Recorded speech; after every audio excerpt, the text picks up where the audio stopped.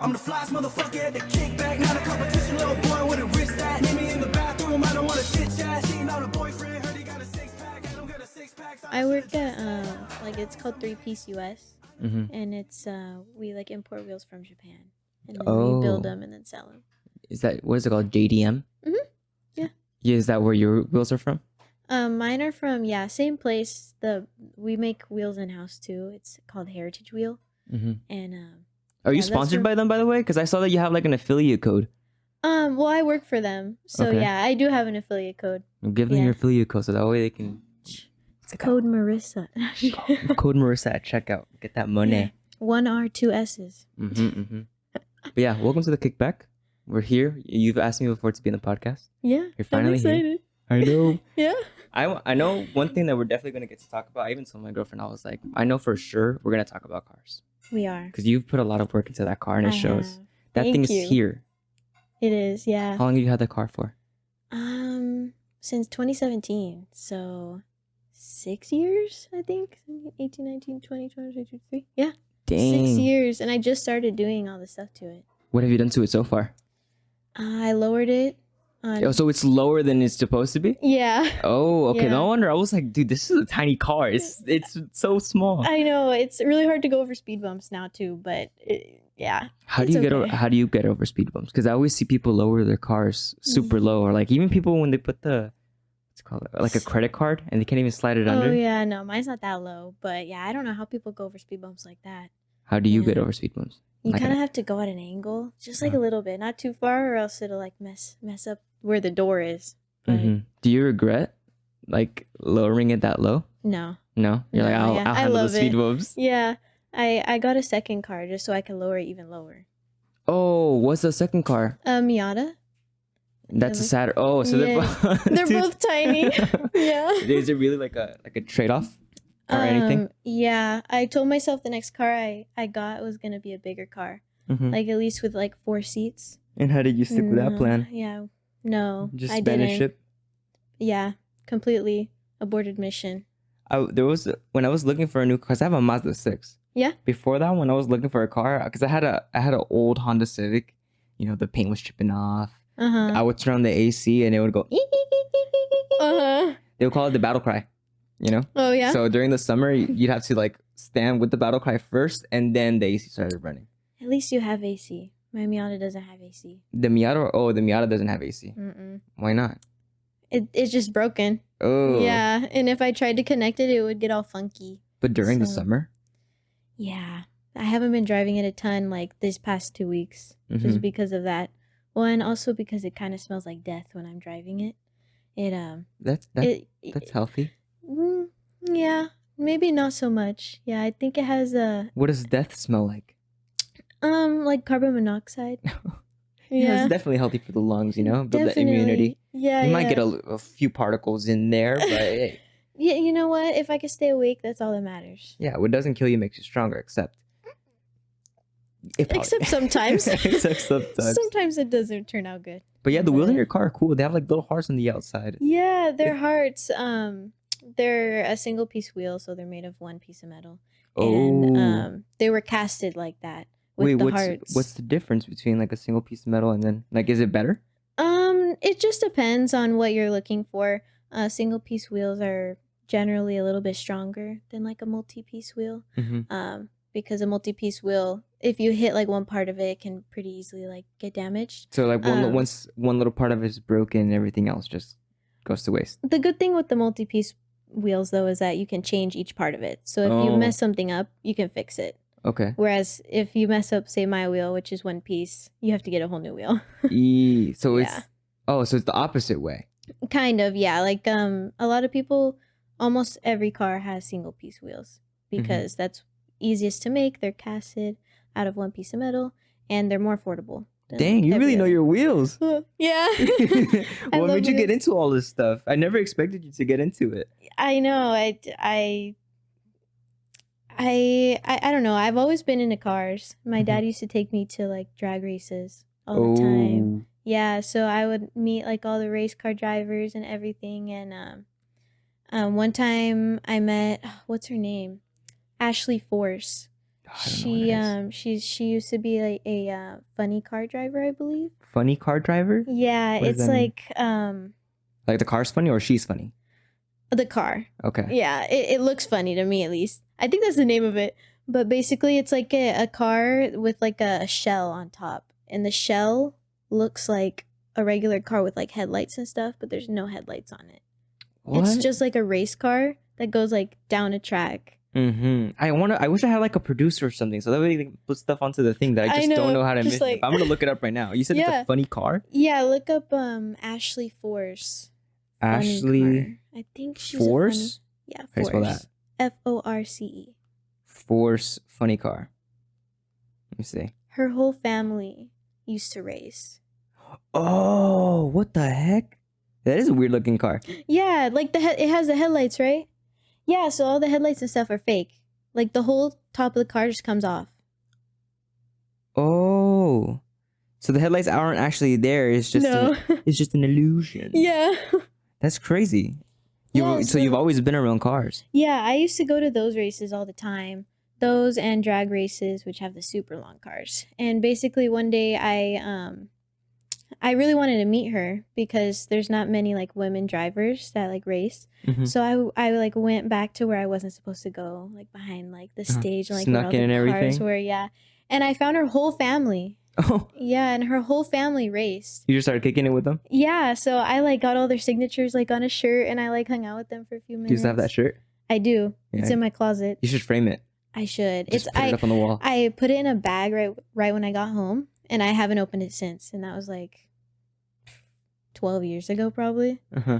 So that was like my first introduction to cars. And you've been around it ever since? Yeah, I mean, in high school, I wasn't really around it. I was just kind of like learning and stuff about like high school things. Yeah. But just focusing on high school, doing the normal kid stuff, you know? Right, yeah. And I didn't even go to college for like anything to do with cars. I went to college for finance. How did that go? I mean, it was great. I love numbers, math and stuff. And I'm good at it, but I just haven't. It was like I'm like going all over the place. I started applying for jobs, and I only applied to 3 places. I applied to the job I'm at now, which is like we sell wheels and on the car scene, everything like that. And Capital One. Okay, a bank. A bank, yeah. And then Apple. Apple never got back to me, which was fine. I think it's probably hard to work at Apple, no? Probably. Yeah, it's probably stressful too. Like it's like working at Google, maybe? Probably. But have you seen their whole facility? It looks so cool. The Google facility or the Apple facility? The Apple facility. I don't think so. It's like a sphere. Oh, what the heck? And they have like a whole like terrarium on the inside. I think that's what makes them stand out. I like when companies have that. Yeah. You know, those unique factors or something cool inside their building something that makes them different. It's not just like a box. Yeah, but it's cool that you got a job in something that you actually like or were interested in. Yeah. It's been great so far. I've been there since last April. So just over a year, almost a year and a half.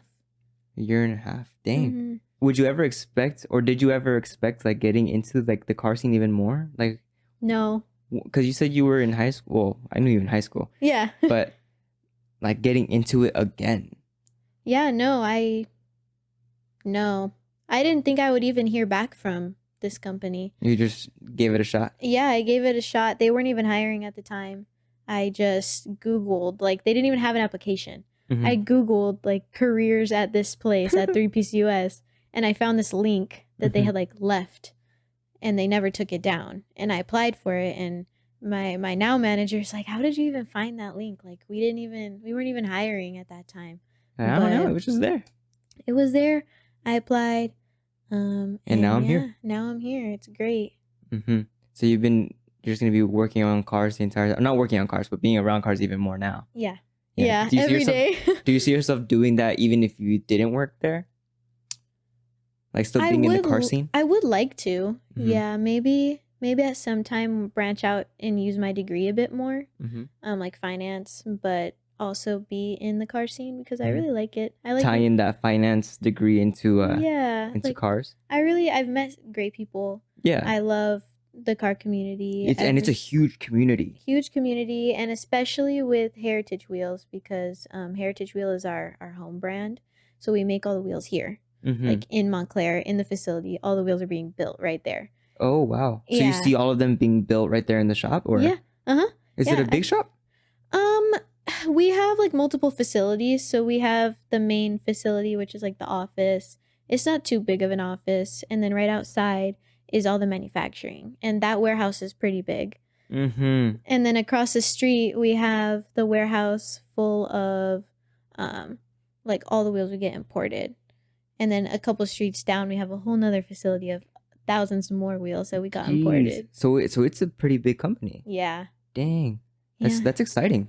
Yeah, it is.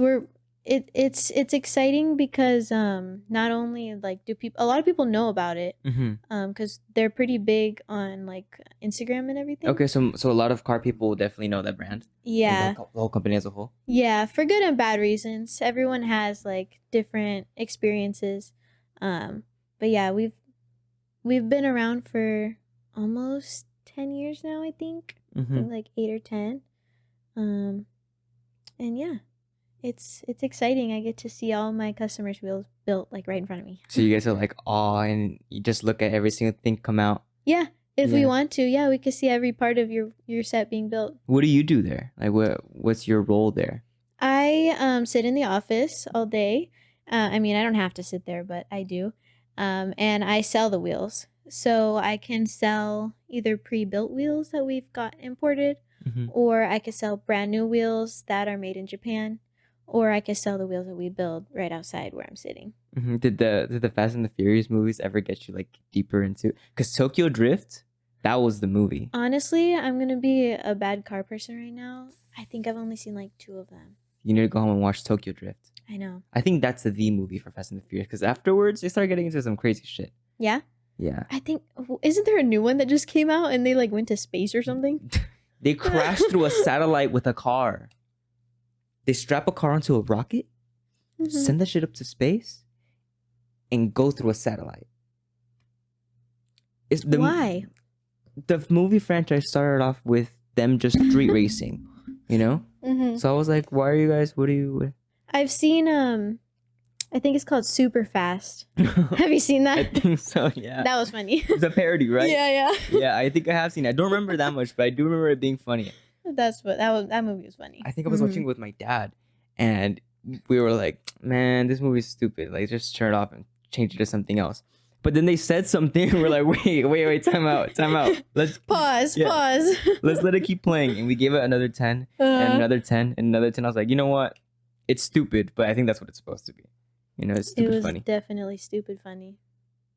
That was a good movie, yeah.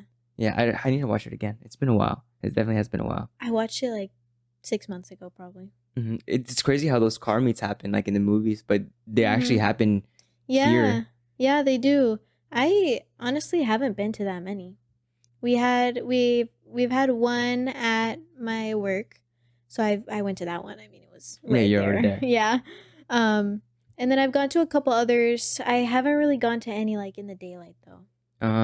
In the daylight. Yeah, like Oh, just like where people would walk around and look at this. Because I see some very chaotic car shows. Yeah. I don't support takeovers. Takeovers. That's the one where in the street and they're like they shut down everything. Around. Yeah, and they like can hit people. Yeah, it like puts a lot of people in danger. You know, it's all fun and games until someone gets hurt. Yeah, for sure. We don't want anyone to get hurt. You know. I have a friend. She's actually gonna be on the podcast one day. I'm gonna have her on. But that girl's freaking crazy. Like, she goes to those car meets, but she's in the car when they're whipping it. And I'm like, dude, what are you doing? That's crazy. She's just like hanging out. And her response is always like, what? I'm like, what are you doing? Having fun.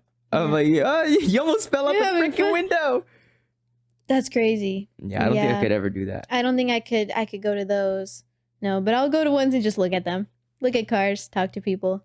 You just hear something turn around. You're like, oh, wow. That's my cue. Yep, Let me head out. Yeah, because I haven't been to one myself. Have I? I don't think I've ever been to a car meet either. But I've seen like videos on YouTube of, you know, the people with the super exotic cars and super fancy cars. Yeah. They show the meats and the cops pull up and block out everything, and it's like everyone's just trying to escape the cops. And everyone's running. Yeah, Like everyone's ants. go, go, go, go.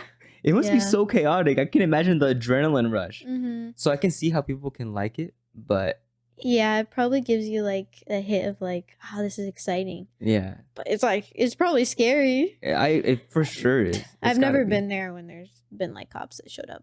No, it's No. always been more calm, peaceful. Mhm. That's Yeah. cool. And then I don't stay there for that long, so I would just leave Mhm. before any of that happened. What else do you do besides work? Besides cars? Nothing. It'd be like that. I don't see Yeah. like that. Especially now. It's like you're doing something and you just have to give it your all right there and then or focus on that the entire time. Yeah, I mean, yeah, if I'm not at work, I'm probably just like hanging out with my boyfriend. And we both work at the same place, so Oh, so you I guys see both work him. at the car? That's Yeah. cool. it is cool. Is he just as into cars as you? Mhm. He's into like a different selection of cars. I would say he's more into like track ready or like performance modifications. Oh, so more like speed tuner type. More like function looks better than like slamming a car on the floor. Okay. Do Yeah. you like more aesthetics or more Aesthetics. yeah? Yeah. So it's like I don't care. 100%. I Yeah. don't care if my car's all that fast. I just want it to look cool. Exactly. Yeah. I think you're on the right track. Thank you. Does your Yeah. car have underglow? It does, but it's all broken. I Ah. got it like right when I got the car. Oh, that was the first thing you added to That it? was the first thing. Well, the second thing. The first thing I put in, it's like really specific, but I put in sequential blinkers. Sequential blinkers? Yeah, so you know how like on Mustangs they have like the things that go bloop bloop. Oh, the they're ones that go to the turning. side? Those are really cool. I love seeing those when I'm Yeah, driving. yeah. I put those on mine. That was No. the first thing you did to yours? Yeah, I feel like that's a good choice.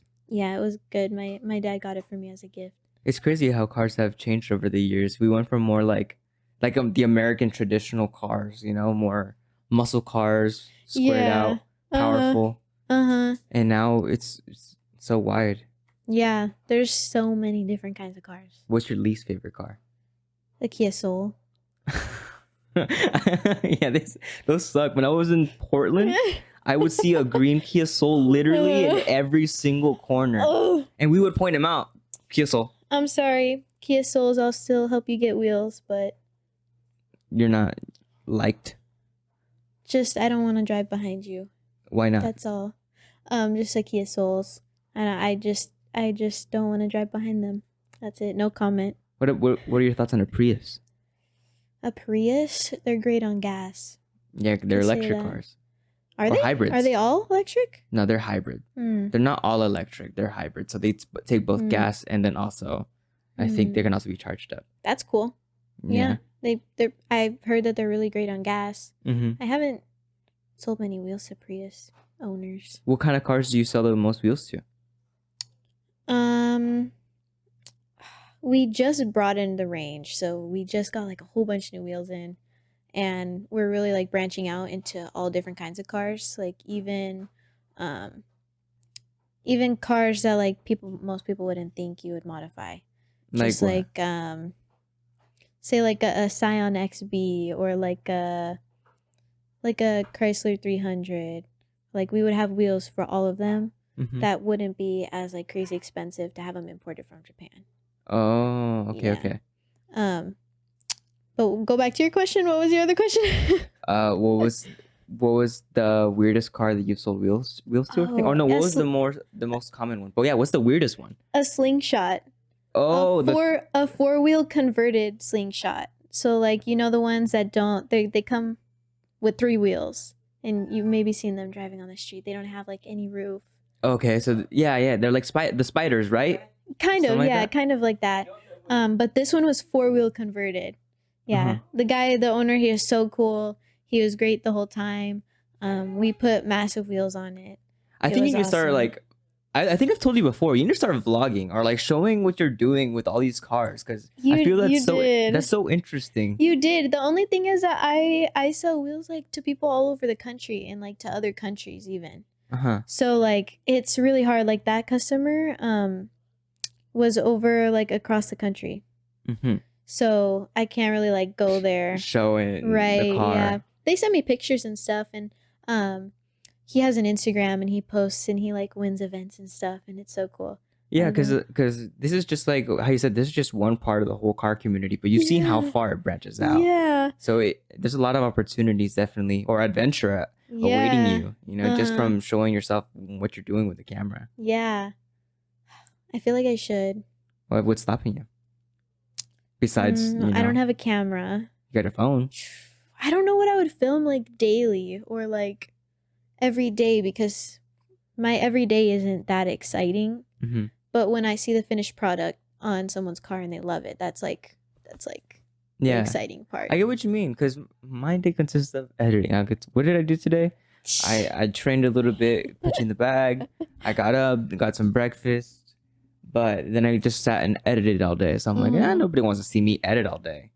But I don't know. I'm still learning that craft. Talking Yeah. to a camera. It's been a while, I think. It's fun to watch you learn Mhm. what you're doing. Uh-huh. Are you saying that to me or just To in you. general? Yeah, to you. Because I like how you said that. I love watching my friends learn and grow, because that's the same thing that I'm doing at the same time. Yeah. So that's kind of what excites me when I bring people onto the podcast. I'm like, I Mhm. wonder how much they've changed since the last time that I saw them. Yeah. Like, I remember you from high school. Yeah. Well, I mean, we went to like freshman year. It was just freshman Just year. freshman year. And then you transferred to Then another I- school. Yeah. We only went to high school together for 1 year.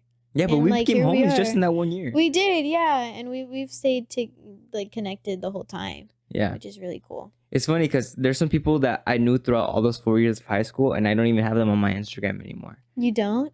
No, it's been, Wow. I don't know. Well, I don't we all talk to them. change. Yeah. we But all it's just, I change. don't talk to them. So it's like, I don't know. I had that mentality because I wasn't following a lot of people. And it was like, I don't talk to them. They won't even notice if I disappear. And if somehow, some way, they like interact with me a little bit, then they'll, present themselves back into my life somehow. Mhm. So it was kind of like a test a little bit, just to see who are like the real ones to keep around. Yeah. Gladly, you're one of the real ones to keep around. Same to you. Thank you. Yeah. I appreciate you. It's so cool to like see everything that you're doing and like everything that changes in your life. And Thank you. Because I remember you walking around with high tops, not high tops, the glow in the dark shoes oh on the my bottom. gosh. You still have yeah. those?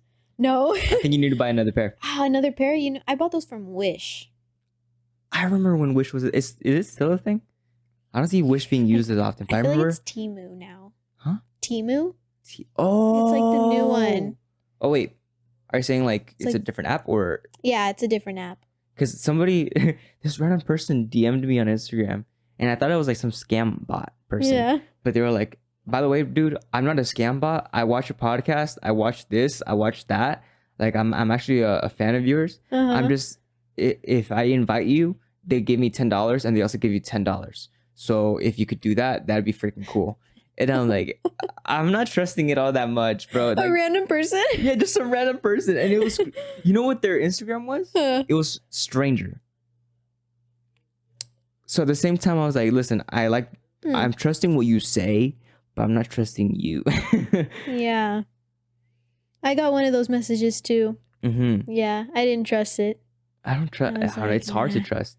Like, don't even know. right now, we're looking for like because they told us that we're not supposed to, but that we have to move out soon, out of this place. Uh-huh. So we've been looking for like new places to live in, Uh-huh. and a lot of them are scammy as hell. I've been looking for like places to move out for probably like a couple months now. Mhm. And I started messaging people like that were listing like rooms to rent and stuff like that. They're like creepy. No, I've do heard not crazy wanna- stories about when people go and rent rooms and all the rules that they enforce. Yeah? Yeah, like you have to be here by 10 o'clock. There's a curfew. You can't bring anybody here. You can't use the kitchen. You can't come and make noise. You can't. So what the fuck? And I'm paying you, dude. And a also room? you can only use the bathroom between this time and this. Yeah, no flushing after 2. No flushing after 2, yeah. Could you imagine? Like, where's the human right at that point? I don't And then know. rent right now in California. Rent. It's so unfortunate right Yeah. now. A lot of things are very unfortunate in this state. I'm not even gonna go about the whole Yeah. country because we know how crazy that is. But this state, Yeah, it's like insane. I don't even make like minimum wage. Like I make commissions. So depending on how much I sell, I can make however much I want. Mhm. And it's like I don't make minimum wage and I still can't afford anything. Yeah, I don't know how our generation's gonna buy our own house. I saw this YouTuber. His name is Max Tuning. He's a bodybuilder. Uh-huh. He's a very funny dude. But he posted it on Twitter. It was like, "What does your future dream house look like?" Mm-hmm. And I was like, "Future dream house, bro. I can barely figure out what my regular house is gonna look like. My normal house. Dream house. I'm over here about to pay $1,200 for a room that I can't make noise in. Yeah. $1,200 for a room. That's what I've been Insane. seeing. I know.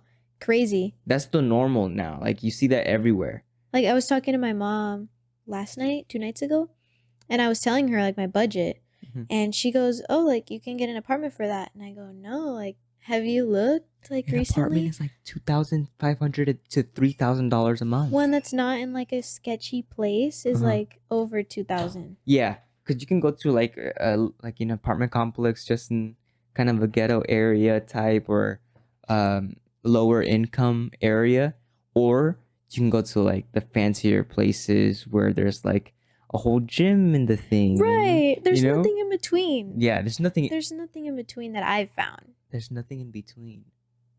Have you heard that they're trying to get rid of the middle class? I'm trying to get into politics, but you heard about that? That is now is like going to be a complete separation between the rich and the poor. What? Yeah, it's been talked would about they, a lot. How would they do that? Isn't the middle class like the largest population? Exactly. It's the largest population. So it would make sense to keep them around, right?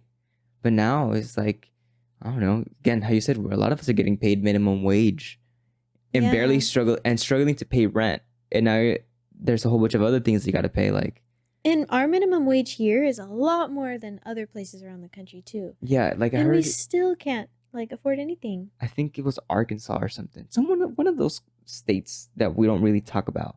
But the minimum wage over there was like $7.50. Yeah. Yeah, there's no way $7.50 is minimum wage here is gonna, My you know. gosh, can you imagine? Mm-mm, I mean, possibly their cost of living is a little bit less. for sure.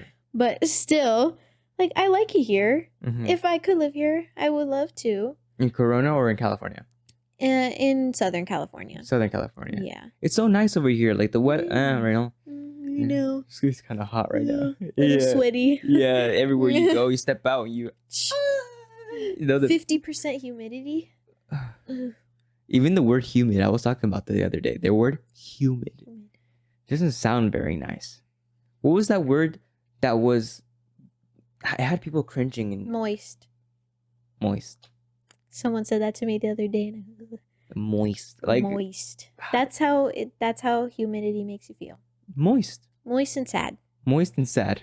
And just about to explode at Yeah. any moment. Mm-hmm. I think that's definitely a good definition. They should write that in the dictionary. Urban Dictionary. We just go on there. Type Change it it up up. ourselves. be Yeah. like, yeah, this is basically what it means. Yeah. But yeah, California is definitely one of those places that I've always wanted to be in. It's sad that now we can't even afford anything. I know. Like even food. I'm so sorry. I keep hitting this. You're good. I would love to live like on my own. Yeah, of course. I think like everyone without- should. Yeah. You At know? least sometime in my life, you know? Yeah. And I feel like right now in your mid-20s is like the perfect time. Right. It should be the normal, right? Like afterwards you're out here looking for an apartment or looking for a place to live, maybe some roommates. See, isn't that the normal trajectory? Like, oh, okay, you graduate, you start a job, you maybe move out with some people, and then you maybe get your own place. You Now figure it it's- out and have fun while doing it. Yeah, now it's like, I've talked to my friends about trying to move out, and they can't even afford what it would be to split it. Yeah. And it's crazy. It's sad. Yeah. Because again, we're in that whole situation right now, like having to find a new place, and everyone always brings me up into the conversation. Your son can't find a house to live in, or your son can't get a house himself. I'm like, can It's- you, dog? Like, I dare you to Yeah. go and find a house and buy it yourself. Pay a mortgage of like $4,500 a month for a house.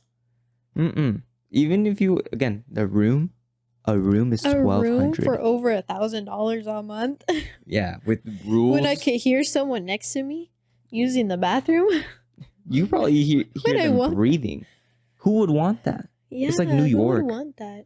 Have you seen those houses in New York or those apartments in New York? Apartments. Apartment. That's not an apartment, It's bro. That's a not a- closet. That's a closet. Yeah, that's. What's the word I'm looking for? That's an attack towards humanity. It's gotta be. Mm-hmm. I heard this today actually. It was that most people who live in New York all want to get out of New York. Really? Yeah. Like they're always like, "Oh, I love New York. I love this place, Yeah. but I gotta go." Something like that. I was trying to connect the dots between the two because I've heard some people talk about New York or New Yorkers as themselves, and they pride themselves. I'm a New Yorker. Right.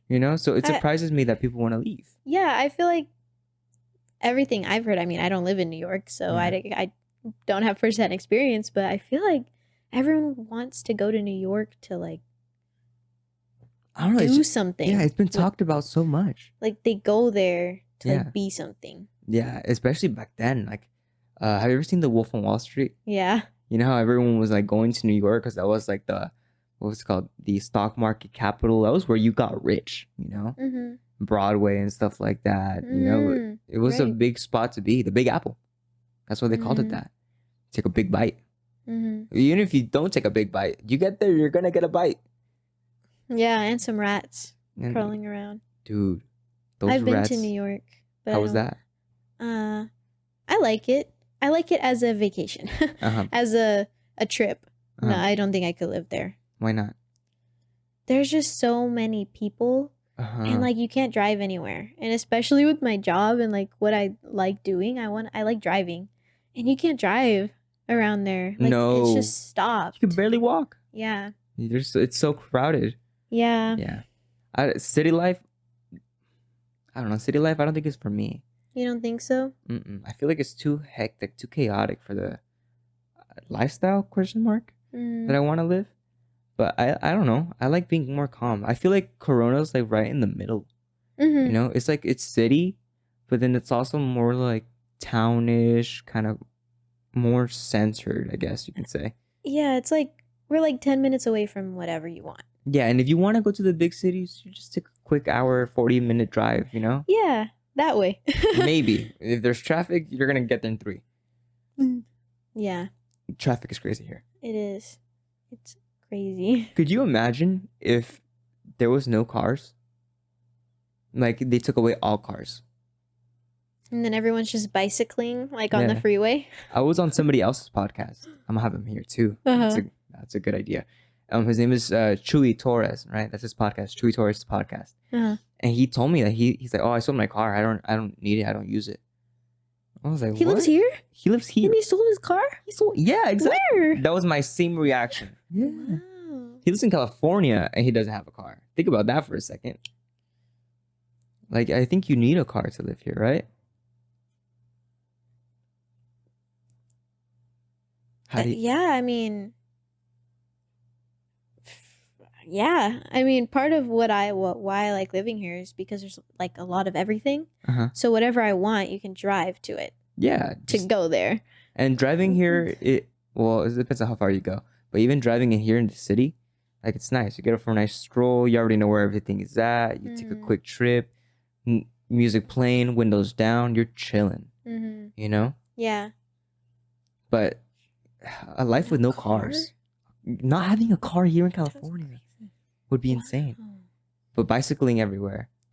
But the no car payment, No car payment. no car insurance, No tags. No car insurance. No no maintenance. gas. No gas. Gas was crazy. It was at $8 at one point. Yeah, I can't, dude. Even there's so much stress behind a car. Yeah. Yeah, my sister right now wants. Oh shit! See, I hit my microphone all the time too. But my sister right now, she wants to buy a car, and I'm like, dog, You're like, I'm warning you. I'm warning you. It's hard. It's very difficult. Car insurance is insane. Gas is insane. Tires are insane. Like even If you need tires, let me know. I will let you know if I need tires. My car just stopped working. It works, but I was gonna drive it to go visit my girlfriend, and it's like a weird wobbly sound. But I probably fucked it up. Not gonna lie, I know how I It fucked it. wobbles. Like it doesn't wobble, but it feels like it's always going over a speed bump on one side. Not a big speed bump, but like one of those little middle lane things that glow. Yeah. I don't know what those are called. Huh. And The- you've checked your tire and everything? It's not the tire. I know it's It's like not. the boot cap. It's a whole story. Oh, wow. Yeah. I hope you fix that. I have You to don't wanna be now, like, but it's like I have to replace the part, and it's like $160. You know, Yeah. like even that, like to be able to just pull out stuff out of your pocket and be like, all right, well, I'll just fix it. Mm-hmm. Like with a minimum wage job, there's no way. $160 is like a whole day of work, A whole day, yeah. and that's like the whole day of work. You know, And you bought lunch that day. you can't. So it's not even the full day of work. So Unless you're good and you can make your own lunch before, yeah. which I'm not. No. No. Do you like cooking? I like cooking sometimes. What do you like Yeah. to cook? Because I like cooking a lot. Salmon, Oh, I've had a salmon in a while. pasta, grilled cheese. Then you mix it all together, put the cheese in the pasta, and they put the salmon in the pasta. Salmon and pasta? Mm. Brand new Yeah. concoction. Mhm. You know, I feel like you can come up with something good. Yeah, I do that. Or I'm just a menace to society and I'll cook eggs in the microwave. Not like with the whole egg, but like you'll mix it up and then. Oh, Put it in I've the tried it a cup. couple times before. Oh, see? Yeah. I'm not the only one. I went with my dad to work at somebody's house one time. I don't think I worked there. I think we just did an estimate Hmm. at his house. Mm-hmm. But I saw the guy making breakfast because my dad. I know, yeah, I was working there. My dad was doing the work, and I see him come down from upstairs in his office, and I'm like, "What is he doing?" And he has like a Tupperware. And he's like this. Yeah. You know, Gotta whip it up. And he puts like some frozen veggies in there Uh-huh. and everything. Pops in the microwave. I'm like, that was the first time I saw somebody bake an egg in the microwave, and I was like, "Fuck!" And he looks at me afterwards. He Something's takes. wrong with this. Yeah, I was like, and then me, it's like, I guess a cultural difference. You know, Mexicans, they don't use the microwave at all, to be honest with you. Like, people put tortillas in the microwave. I'm like the only person I know that uses a microwave. I've heard the microwave is so bad for you. I've been trying to stay away from the know. microwave just to see, like, I don't know. I'm like really grateful right now because my boyfriend's family like cooks almost Uh-huh. all the time. And oh my gosh, it's amazing. I'm like in heaven every time I eat. And he doesn't believe me because every time I'm like, oh, this is so good. yeah. But it's really good. And then I don't have to cook anything in the microwave. Now we've been our current like living situation or like economic situation isn't all that great. So like the times that an opportunity comes where I can eat like something completely different besides like just the regular like I don't know whatever we cook here at home, but something completely different, something bigger. Mm-hmm. Oh my god, the food tastes so good. I remember Yeah. one time, it had been a while, because me and my dad went to work, and we came back. Oh yeah, going back to the egg story. The guy comes down from upstairs, and he pops it out of the microwave. I'm like, what the fuck? Like, this guy just made an egg in the microwave? He looks at me, he's like, breakfast of champions. I'm like, yeah. What the fuck? And I'm Turns around and just walks away. like, the very next day, Said, I actually I- don't know you. yeah. Mm. No, actually, the very next day, I woke up and I made an egg in the microwave, and I was like, this isn't that bad. It's not. It's not. It's fluffy. Tastes like every other egg if you cook it right. What do you add in your egg? Don't overcook it. That's what it is. Pepper, Pepper and salt. salt, yeah. Yeah. Cheese sometimes. What was I gonna say before I'm that? Oh yeah. lactose intolerant though, so Ooh, you're lacking at the toes. I wish that was the problem. That would be a better problem, I feel like. You'd rather miss toes than miss milk. Mm. I shouldn't eat cheese and dairy, but I do. It's And then a good everyone else has to sacrifice. suffer, but It's a good sacrifice sometimes, you know. Like ice cream. Oh, I love ice cream. That's one of the things I can't miss out on. one of my favorite things in life is cheese. Oh, really? And that really sucks for me as a lactose intolerant person. Were you the one that brought the little cheese wheels with the red wax thing in high school? Who was that? There was somebody. I don't know if I brought lunch. Did I bring lunch? Mm. I used to get the burritos. The every day. Miguel's burrito that Yeah. weren't actually from Miguel's. Yeah. The ones that had the different tortillas, so you knew it wasn't really from Miguel's, but Yeah. Even the Miguel's burritos, like if you go to Miguel's right here down the street, or any Miguel's in general, they're smaller now.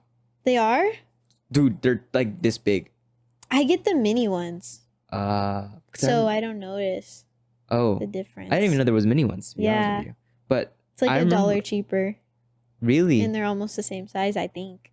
is it worth it? Like for you? For me, yeah, because I don't eat that much, but I feel like for a normal person, just Like get the they- regular one. Get two. Yeah, get 2. Get 3 if you want.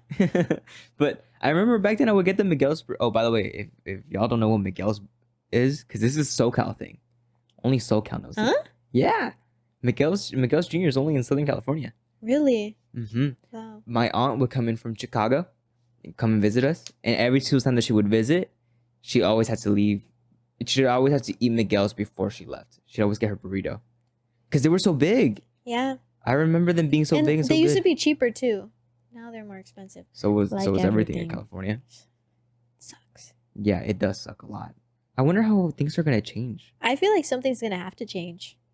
for the better. For the better, yeah. For our generation and then the upcoming generation, I think it's called like Generation A. Generation A. Yeah. I've never heard of that. What is that? That's the next generation. After our like little siblings, I think like post COVID babies. I would have to look up the years. Uh-huh. But I think it was like the generation right after Gen Z. Okay. Because it went Z. Z was the last letter of the alphabet. So I think it's like A. That's kind of scary. It's like a big reset. Yeah. Even the word. Wait, that's a thing. I The think reset. the Great Reset. I saw that somewhere on a YouTube video. The reset? The Great Reset. Not the recession? No, No, okay. it was The What? reset. Kind Yeah. of the same thing. The Great Yeah. Reset. I think that's what it was called. Hmm. I need to look at that. I saw a video on that. It was just a thumbnail and it said that. And I was like, I wonder what that is. And I was No. going to watch it, but I didn't. Now I'm curious. Yeah. The Great Reset. And especially now, Hmm. like with the weapons that we have. Have you heard that quote by Albert Einstein? What quote? I'll try to do an Albert Einstein impression, but I really don't know what he sounds like. But he's probably, in my mind, Does anyone know what he sounds like? I'm pretty sure there's a good handful of people that know, but not me. I'm not one of those people. Yeah, me either. I would imagine that he said it like, I do not know which. No, he probably didn't say it like that. I do not know which weapons will be used in World War III, but all I know is that World War IV will be fought with sticks and stones. That's what he said? That's one of his quotes. I believe it. I believe it. That'd be so scary. Just someone having that much power, just bah, Yeah. and then everything explodes. Yeah, I think about that like all the time. That could happen at any time. What would you do? I'm if just you had thinking like they have a button. What would you do if you had that button? Like if you had the power to have that red button. I'd find a way to get rid of it. Destroy it. Not destroy it as in like blow it up, but like like block it off so no one could ever like reach it or something. So like put that. it in a safe, inside of a safe, Yeah. inside of some sealed door. Something. Yeah, so that way Or nobody gets to dismantle it. it. Yeah. That's just like too much. Too OP. Yeah, too OP. Nah. That could just like end everything. Everything. Everything. How would somebody want that? I don't know. A lot of people in history seems like have. Yeah, and Even people right now. What do you mean? Like people right now still want to take over the world. Oh yeah. Do you think that's like one of those? I don't know. I would say man things, like, dominance. Not dominance. What's the word I'm looking for? Conquering. Conquering? Because you've seen like so many historical figures or leaders, all men, and Right. they're always like Alexander the Great conquered almost 40% of the world, something like that. Genghis Khan conquered double that in half amount of that time. Yeah, like a dictatorship. Dictatorship. Where it's like one person Yeah. that wants to like take over everything. There's always that one person. There's always that one person. Or multiple people that all think that they're all going to individually take over. Or one person that is portrayed as the good guy and is actually being controlled by a large group of people who actually have other intentions and kind of use him as a puppet. But Kind of like presidents, I guess. yeah, or our current one. Yeah. But we don't got to talk about that. Yeah. I think people will figure it out eventually. Hopefully. Yeah. Or someone will just end up pushing that button. There's a little spider on that light. Oh, shit. Oh, I see it.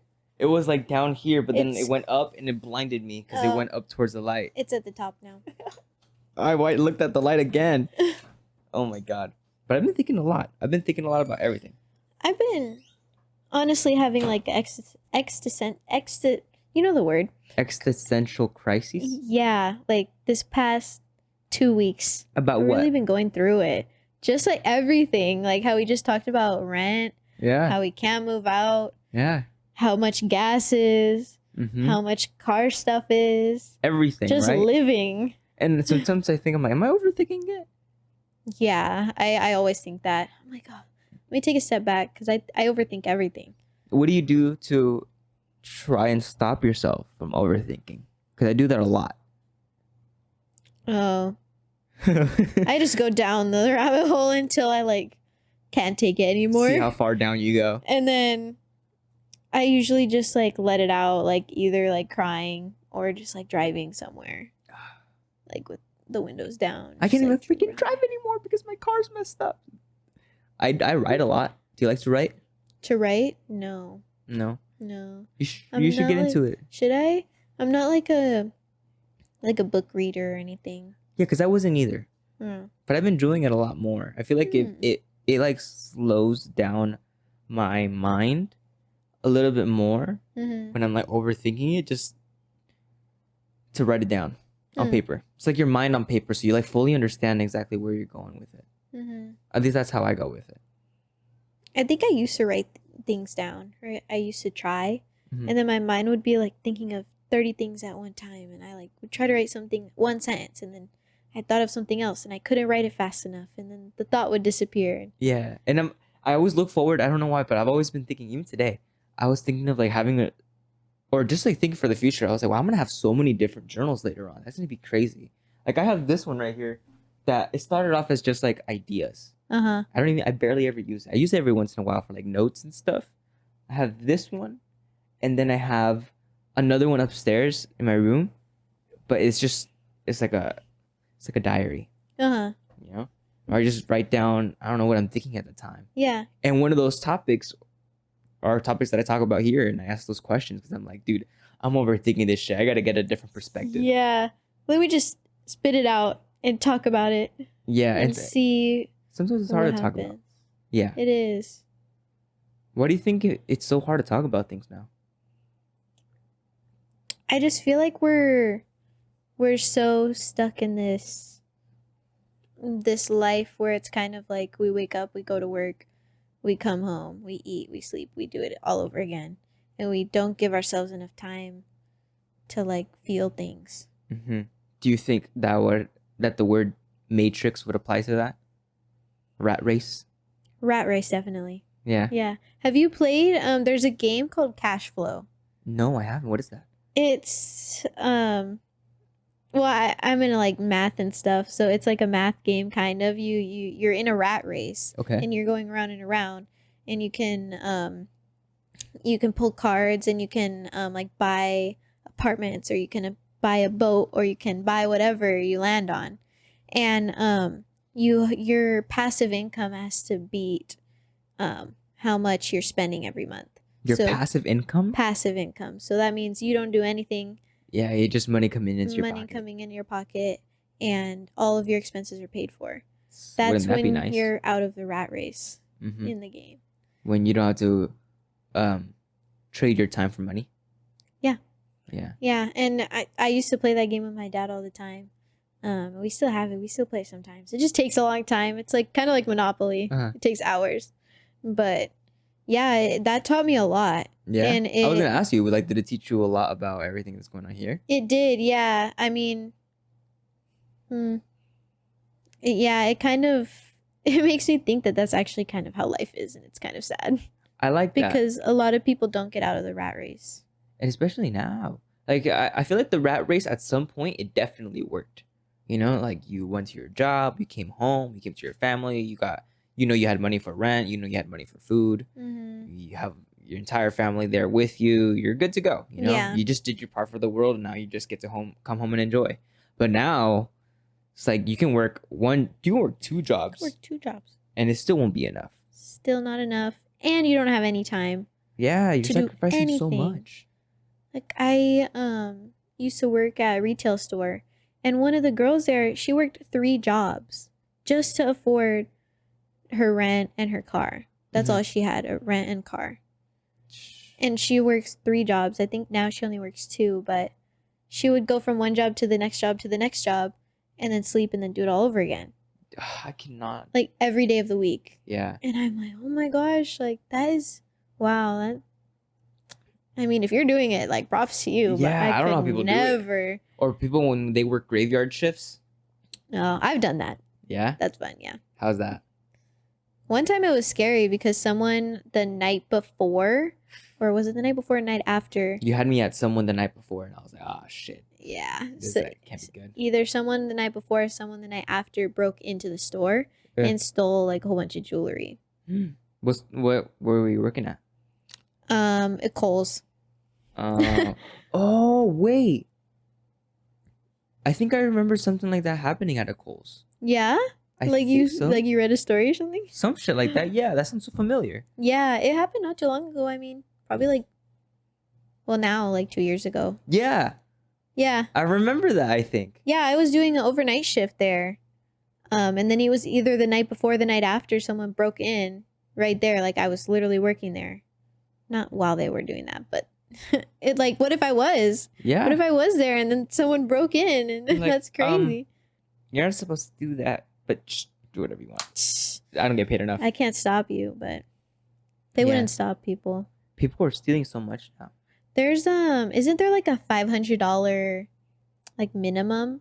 Like if you steal anything under $500, Yeah, they to let them go. legally can't do anything to you.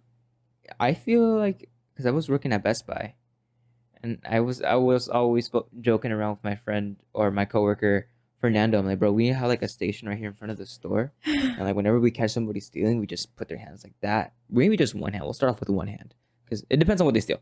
But we have one hand with a like 1,000-degree knife just in front of everybody. I You feel like need that a would send a stamp. message. You need like one of those branding stamps Ooh, that's like Best Buy like thief. have a Best Buy stamp on your hand for the rest of your life. Ooh. See, I feel like that would send a message.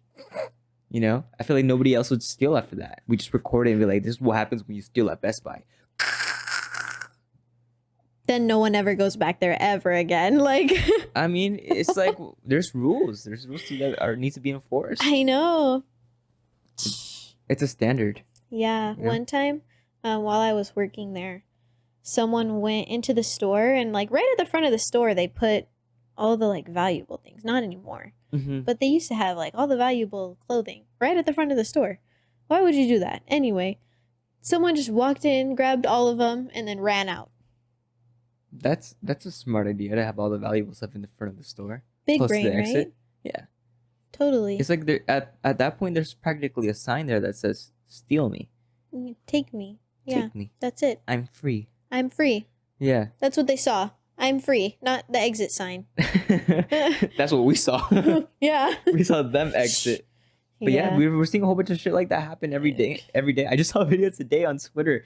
There's a guy that's like, he has like a garbage bin or something that he's using as the bag for, right? Mm-hmm. And he's like stealing all of the cigarettes or something. Oh. Also, why are you stealing a whole bunch of cigarettes? Like out of all things you could have stolen. What's the point? Like he's in a Oh. convenience store. He's at a 7-Eleven. Maybe he's gonna resell them. I don't know. Oh, I don't know. If you're gonna buy a cigarette, Go why through don't all you just that. why don't you just go to the store and buy a cigarette? Also, don't smoke cigarettes. Cigarettes are bad. Yeah. Instead of stealing those, maybe steal some cigarette patches. Or I don't know, some I don't snacks. Snacks, yeah. Snacks are. I feel like I'd enjoy a snack much more than a cigarette or a cigarette packet. But anyways, he's like, he just has the bin and he's going with all the things, and the guys are like, "Hey, bro, just let him go. Just let him go. You can't do anything about it." The guy's recording, right? It's another customer recording. Yeah. And the two people working at the 7-Eleven are looking at him like, fuck, like, what do we do? And one of them just do anything. one of them just decides to grab him. He's like, let me go. And he like pulls him to the floor. He turns his ass around, and the other guy comes with a broomstick and starts beating the shit out of him. Like the customers? No, the other convenience store worker, the 7-Eleven worker, and with the broomstick just he's just like hitting him like over and over again, but in the ass. So he's like really giving him an ass whooping. And I'm like, hey, if your parents aren't gonna do it, somebody else will. Yeah. You know, I feel like it's you asked for it. Why are you stealing all that shit? I don't, because I think about it. If my parents had figured out something that I had stolen something, I stole once. I stole once as well. I was like, one time, and it was not by my choice, and it was a bottle of water. I was just dehydrated. Yeah. How did you steal that water bottle? I went in there because we got lunch. I was with one of my friends, and we got lunch. And then after that, we were going somewhere else. So she was like, oh, like, let's get these, like, waters. And then I was like, okay, yeah, let's get waters. So we get our food. We get the waters. And then we're paying for our food. And the person doesn't, like, ring up, like, the waters. And I was like, oh, like, you didn't, like, ring it up or whatever. And but she didn't hear me. And then my friend just, like, grabbed me and was like, oh, like, let's just go. She was like, it's just water. I'm like, ugh. Like, yeah, but now I'm like a thief. Yeah. So the guilt, actually, Yeah. you felt it. You're like, oh, Yeah. I'm going to hell for this shit. Oh my God. I've never been back there. I could see why. I don't think I would go back there. Oh, maybe like as I'm older. Yeah. Maybe. Big I don't maybe. know. Like, yeah, like water should be free, but like, it was in a plastic bottle. I don't know. Like, I you know just that it felt was weird. sold. Yeah, I knew that it was sold. Yeah. So. My story, I think, it's a little bit more. I was a kid, but what I stole was definitely more embarrassing. What did you steal? You know those Hubba Bubba gums? Not bubble gum. Bubblicious gum. The one in the circle things? No, the square ones. The square ones. Bubblicious. Oh, yeah, the ones where it's like a different color on the outside and the inside's like white. Exactly. Yeah. I was at this Mexican store. It's here actually in Corona, right? And I was a kid, but I saw that it was already open, like the package, right? Mm-hmm. The square packet, like it comes like this, and there's like 1, 2, 3, 4 gums in there. I'm like, it's open already. I got one because I wanted a gum, so I put it in my pocket and I ratted myself out. Again, I'm not a good. I don't lie. I don't steal. I don't lie. I don't steal. I don't do none of that. Yeah. I'm like the worst liar. Like, you ever played Among Us? Yeah. I was so bad at that game because I couldn't lie. Like, I would just stay quiet. yeah, I couldn't play with the audio thing on, or else I would just lose immediately. Among Us was a cool era. It was. It was a lot of fun. It blew up super fast. Yeah, but then it also faded away super fast. It did, yeah. But actually, no. It stayed around for a good while. But anyways, I ratted myself out. Wow. I went out to the car, and we're putting all the groceries and stuff inside the car. And I go, oh my God, how did this get in my pocket? I'm like, about to open it. And my mom's like, where'd you get that? I was like, I don't know. You don't know? Here, let's go ask the worker at the store if they know where you got it. They took me to the lady in the store. And I'm crying. I'm bawling my eyes out. I'm like, oh my God, I hear it. The lady was, luckily she wasn't like trying to terrorize me, because I know that some people play along with it, and I've been that person that plays along with the parents. But she's like, listen, you can have it, okay? This time you can have it, but don't be stealing or something. And since that day, I don't think I've ever stolen anything. Yeah. Everything, anything. I've stolen everything. I've stolen everything. I've stolen this world. Yeah, no. That lifestyle's not for me. The life of crime. Yeah, well, between me and you, a lot of things on my car are illegal. Like, yeah, the world doesn't know about this though. Yeah, no. Yeah. But so that life of crime, maybe. Yeah. But at the same time, it's like, that's your car. What I wouldn't ask that because we're on this stuff. I was gonna ask you what kind of illegal stuff do you have in your car? An underglow Can isn't I even illegal, no? Yep. Can I say? I don't think so. I don't know. I See, even mean, I that- don't think it's even crazy. Yeah, who I cares? have 2 of them. I have 2 cars. It's fine. I'll just drive the other one. Yeah. But, my tint, I have chrome tint all around. Windshield too. Oh, so you can't see in the inside? Yeah, you can't see anything. Mhm. I have a windshield banner, which goes past 5 inches, like from the top. Mhm. So that's illegal. I have headlight tint, which you're not supposed to tint the headlights. Oh my god. The underglow, you're not supposed to drive with it on. So that's illegal. I mean, I haven't used that in a long time. My exhaust is very illegal. I heard it. You know, that's how I heard you approach. Yeah? Like you didn't even text me. I Aw. just went outside and I heard. You know, I was like, Wow. yeah, that's her. And I got up and I met That's so you nice. outside. It's like the nicest compliment ever. Yeah, so my exhaust is very legal. Some places you're not supposed to lower your car, so I don't know if my car is too low. I wonder why. Personally, I think it's because you can damage the streets. Like when I'm going over speed bumps and stuff, I like actually scrape the speed bump and it'll like take chunks out of it. Oh, so that way you don't have to repair the damages or something? Yeah, like you're like damaging city property, I Mhm. guess. I heard that sometimes they don't allow you to modify your cars is because they don't it's not like controllable or like not by you but by everyone, I guess the government or something. Like what do you mean? Like a modified exhaust, right? The emissions or something like that. It's not controlled by Yeah, they can't regulate it. regulated. That's the word. That's a perfect word. That's Yeah. the word. Yeah, they can't regulate it once you make modifications. Uh-huh. Because you can get one from anywhere or you can just make it straight pipe, which just means like it's just tubes straight from the front to the back of the car. Yeah. Like nothing in between. That's like blocking the bad emissions that your The car muffler, makes. right? Yeah. Nothing I don't is know if that's the right blocked. word. Yeah, I think it is the right word. Nothing that's like blocking the emissions from getting into the atmosphere. Mhm. But I don't know. They should just let us have our fun. Yeah. We're not hurting anyone. I don't know. I feel like The cows are doing worse. the cows, Yeah, the cows. how they fart or something. Yeah, I think their farts like make more emissions than like all of the cars in this whole country. I've been hearing a lot about that. It's so crazy how stuff like that gets so deep. Yeah. You know, and like the deeper you get into it, the crazier it gets. Like how millionaires are over here flying their private jets left and right, yet they're telling you, you know, don't use cars. I know. Like, could you imagine? Okay, let's just say we don't have an engine in our car, right? We all have electric cars. Mm-hmm.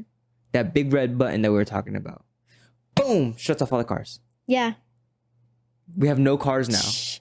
I don't know if you, if around here, there was a time like last year where, you know, when all the gas prices were getting so expensive, all of the gas stations by my house actually stopped working.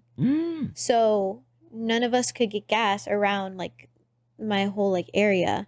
Wow. And I live in Corona, but kind of like Norco Corona. Yeah.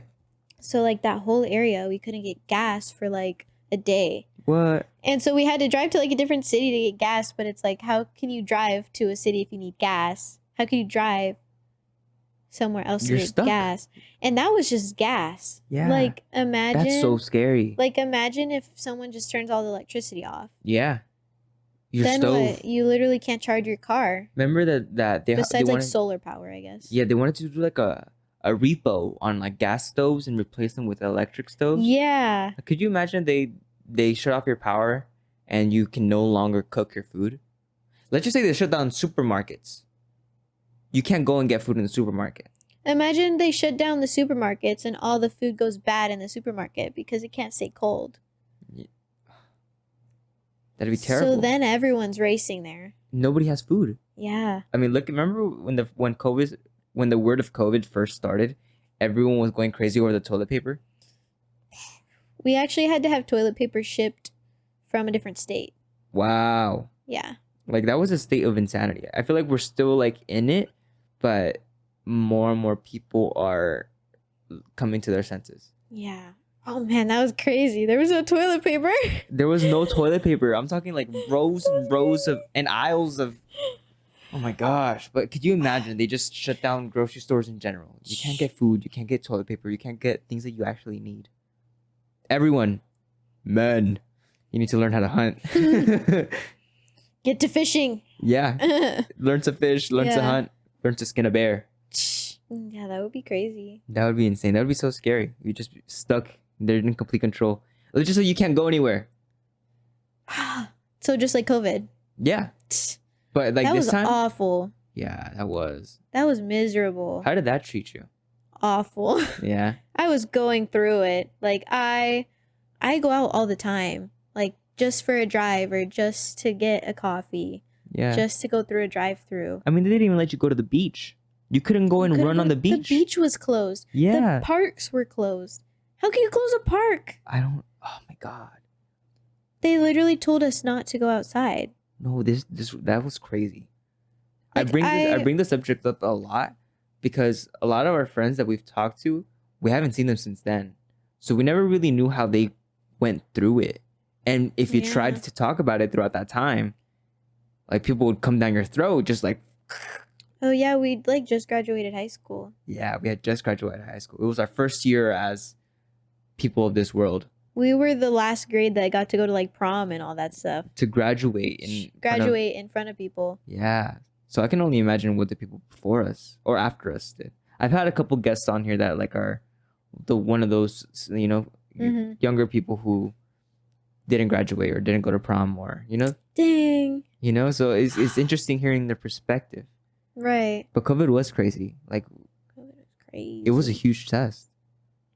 And I don't know. I don't want to get like super conspiracy theorist on it, but like it just showed how much power the government can enforce on these people and how many people will believe it. You couldn't even talk to people without wearing a mask. Because then you it kill was somebody. like turning people like against each other. Exactly. There were like two sides. So it's like mask wearers, anti-mask wearers. vaccine, anti-vaccine. And now they're saying that the vaccine was completely fucking fake. And people will still defend the vaccine.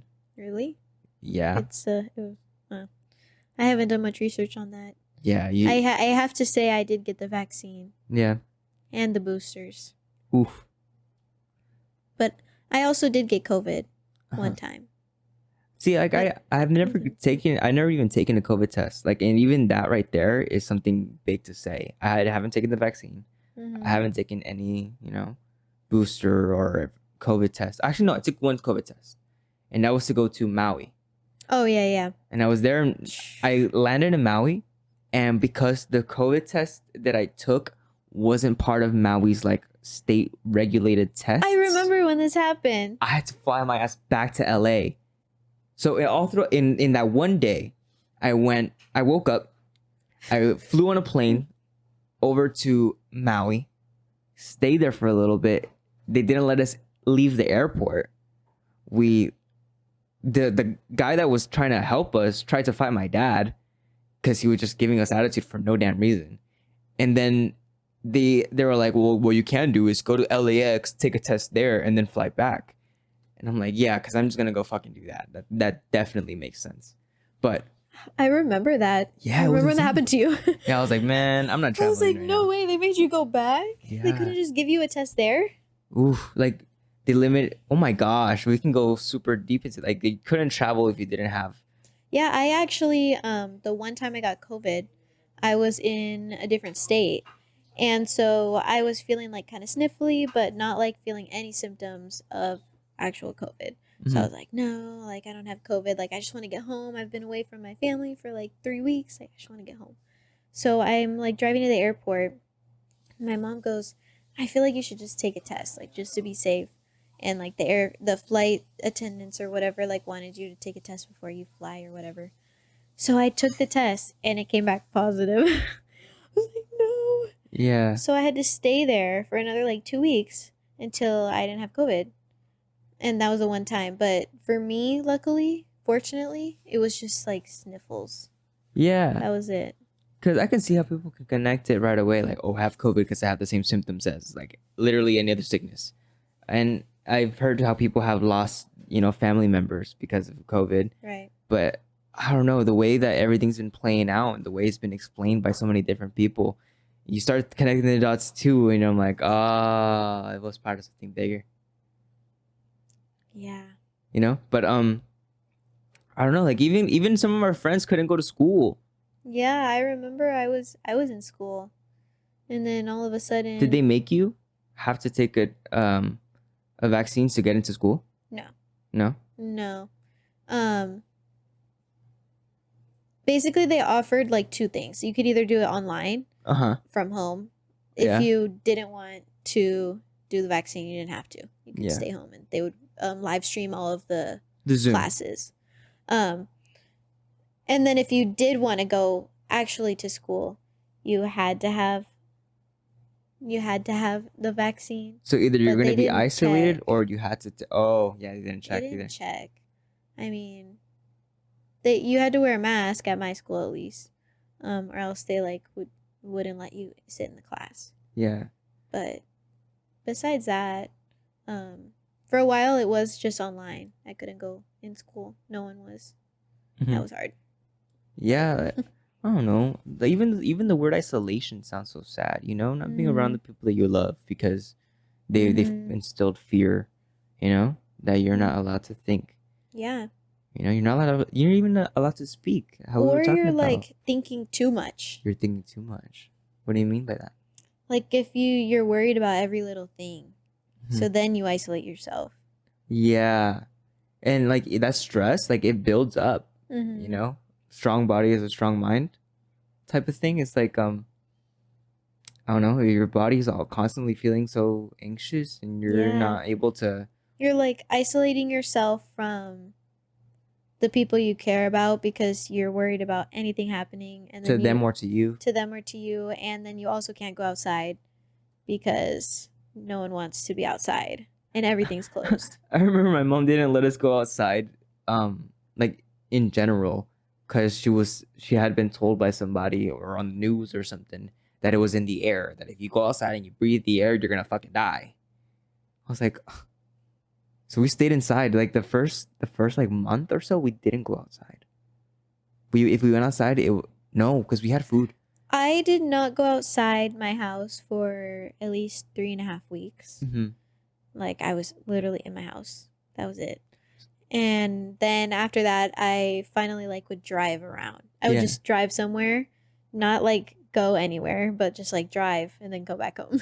There would be times where I would spend my time with my cousins, just hang out with them all the time. Either that or just again go how you said, go on a drive and just park somewhere. Yeah. Sit and just chill, I guess. Mm-hmm. I'm still not outside. I'm just in my car. Yeah, but at least you're feeling some air. When they started implementing curfews, that you had to be inside by 7 p.m. I know. Do you remember that? That was crazy. That only happened for a little bit of time. That happened for like a good 3 weeks. Crazy. That was crazy. Like, think about it for a second. Oh, I was thinking about it. I think I didn't even listen to that. Yeah. I remember that happened. I was working at Kohl's, and they actually had to give us a paper that said that the Kohl's Corporation or whatever signed off that we could be driving after the curfew. She's allowed to be outside. Like, think about that. Yeah. Like I had to keep a paper in my car in case I got pulled over on the way to work. How crazy is that? Oh my gosh. Like, what? And we're not allowed to talk about it because it's like, oh my God, like you're already breaking the rules by talking about it. I know. But all went through at it. least now people can have more of an open mind. Yeah, people and can talk listen more. about actually what happened. Mhm. Before it was kind of like there's two sides. You either like believe in this or you don't believe in this. So you kind of see how, remember the question that we started off with, not started off with, but like we talked about, well, how will it destroy the middle class? Mm-hmm. And you start taking away, people lost their jobs. People lost entrepreneurship goals. Mm-hmm. People lost health. People lost mental health. People lost control. So you can kind of see them. It's not really about them destroying the middle class. It's about them having to destroy themselves. Mm-hmm. Scary, huh? Yeah. We really It had was to a go through that. crazy time. Do you think COVID will ever be like in the history books of future classes? Mm-hmm. Or is it just going to be completely wiped from history? No, I think it'll be in the history books. Mm-hmm. I don't know if I necessarily think it's any different from anything else we've learned in history. How is it books, going to be told in the history books? Like, in what perspective is it going to be told? Oh, I think it's gonna be told different perspectives. Yeah. I think it's gonna get misconstrued, just like every other thing in the history books that we read. Yeah. So imagine how much like has been changed throughout history books. Yeah. So it's like I've said it before on the podcast. Like Socrates said, all I know is that I know nothing. Mm. Because it's like I mean, even a lot of things that we learned. Like, I don't know if you saw the Barbie movie. Mm-hmm. I saw that like yesterday, 2 days ago. It had some good points in it. Yeah. I don't know if it was my favorite movie, but it had some good points in it. And one of the things I was thinking about, like that we're talking about this now, of things that have changed throughout history and that we've been taught differently than what have actually happened, Mhm. is there were a lot of like inventions and stuff that women like discovered or invented, and then their partner, who was a man or someone, like took all the credit for it. Mhm. And then in the history books, we were told that like this person discovered this. Yeah. And I liked the movie. It's just they got into a state of political propaganda. And you only understand it if you had been aware of it before in the past. like, what do you mean? I don't know. Like one of the things that I might be overthinking it. I don't know. I haven't put too much attention to it, but from when I did watch it, it kind of shamed. It kind of shamed men in a way, and I was like, I agree. You know, and I'm like, that's not one. All right, I'll say this: a lot of men have failed. A lot of men have failed women. I'll tell you that right now. You know, there's men who have this, I don't know what's going on in their brain that they think they can do whatever they want. And same thing with women. There's some women that think that they can do whatever they want. It's like, no, there's some standards to be held. Right. You just don't want to set yourself to the standard. Right. So you're not even trying anymore. Mm-hmm. And then one thing that it said, it was like how to deceive men because men deceived women. Something like that. Mm-hmm. And I don't know. It was kind of like a like, I'm gonna get you back kind of a thing, where I thought the movie was more gonna be about like the original meaning of feminism, which is like trying to just be equal. Like, you don't want to put someone else down to Mhm. lift yourself up. Yeah. You know what I mean? And it was exactly. It was putting somebody down by putting yourself up. Right. Like, they had some good points, and they shared a lot of things that like women do go through. Yeah, definitely. And I think sharing those really is And, great. One thing that came up to me while I was watching the movie, because the mom's like going through it, right? Mm-hmm. How she has to go to work, how she has to sacrifice her time and not be with her kid, Mm-hmm. how she has those, you know, it's just a lot of struggle and stress. And I'm like, that's what a man goes through. Right. You know, or traditionally in history, we've seen that usually the mom stays, takes care of the kids, makes sure that they're fed, nurtures them, right? I'm not saying that's the only thing that they should do, but that's what has been happening. That's what happened. And the man would go out to work. And now, and some people have like better jobs than others for sure. But it was like, I don't know. It's like you wanted to compete at the same time and be equal with men, but it's like, this is what men have to go through too. Right. You know? So it's like, I kind of feel like the movie was only acknowledging how women felt. mhm. And it was kind of like a women, like only women kind of a thing, which I don't know. You want to be equal, like don't put someone else down. And remember, it's like how you said it, you want to be equal. It's not just these little things. Like, yeah, you can go and get a job and go and pursue your dreams. Like, we support that all the way for sure. But there's also the other side that comes with this. You know what I mean? It's the side that we don't really get to talk about because, you know, if we do, it's a sense of, I guess, misogyny. Mm-hmm. But I don't know. I think it could have been explained a lot better. But one thing that did stick out to me, it was like when they're trying to get back at Ken or something to try to destroy the patriarchy or something, right? And I don't know. I'm thinking about this as a kid standpoint. From like if I was in a little girl, like my little sister saw it, right? Mm-hmm. And I'm like, you just told them that you have to deceive men into thinking that they're this person, and then afterwards, once you have their trust, you go and cheat on them. I was thinking the exact same thing. I was like, you're disguising. One thing that I've been thinking about a lot is this phrase right here. You're disguising love with hate, or your hate with love. Mm-hmm. Yeah. You know? Yeah. And I saw that a lot throughout the movie. Yeah, that part of the movie I like the first half. The first half of it when they were talking about, what Barbie has like done and made people feel in the past and all that kind of stuff. But the second half of the movie was more like women versus men. And I was enjoying the movie at first. I was too. The second half kind of got me a little bit like, it was propaganda. When they would like pull the girls aside and be like, okay, you're gonna do this, and you're gonna go wear this and go over there and act like you like him, and then it's like, what if a guy did that to you? You still wouldn't like it. Well, they do that. They do that all the time. I'm like, I don't know what my answer to that one would be, but it's right. It's kind of like that can happen to everyone, and that does happen to everyone. And you're saying that it's okay for you to do it because somebody else did it to you. Right. That's not the way it works. You can't hurt somebody. Hurt people. Right. That's the vibe I was getting towards the end of half of the movie. I don't know. The world has come to a very crazy state, where it's like you think one thing, but should you be thinking that one thing because somebody else thought something else? And if they thought something else, should somebody else be thinking the same thing or the opposite? So at the same time, all this division that's been going on, it's come down to what should you think? I feel like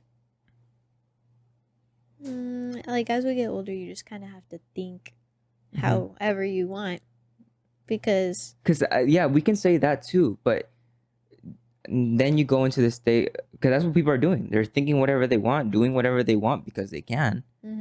But they go back to that quote: just because you can doesn't mean you should, right?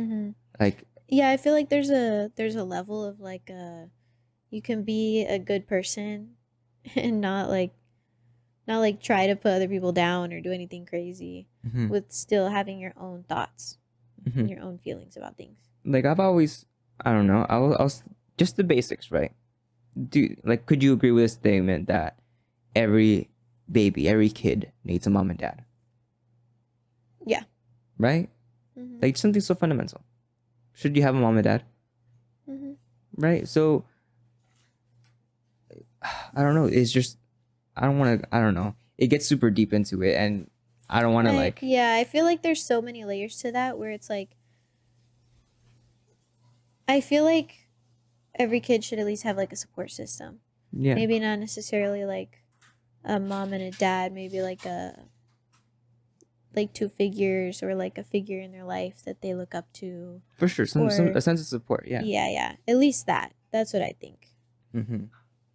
I don't know, but yeah, how you were saying, the movie was good at first, but then you started getting into the more serious world stuff that I thought it was gonna be an enjoyable kid movie, I thought it was gonna be more about Barbie. Yeah. The actual at the beginning of the movie, one of the first things she was saying was she was thinking about death, imminent thoughts of death.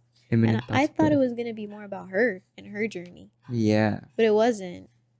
It was a whole message being sent to the world, and the only thing that scared me was that people will actually believe completely, not even think about what it's going on. It's just they watched it and now they believe it. Right. Because trust me, I'm for women. Yeah, I am all too. the way. I will literally fight for it. For but sure. I can also be yeah, there were just some things that you don't want to put someone else down. Just in general. Yeah, so I can see the same thing for men. Men have to step up at the same time, start doing better with themselves so that way they can do better for a woman. And I feel like that way, And again, don't curse somebody else just so you can do better. Right. That's betrayal. That's being a snake. What's the honor in that? Mm-hmm. You know? But at the same time, I think about it as, if you're gonna, how do I phrase this? Equality comes with everything, right? It's not just little things. You know, you want a better job. There's a lot of things that come with that job.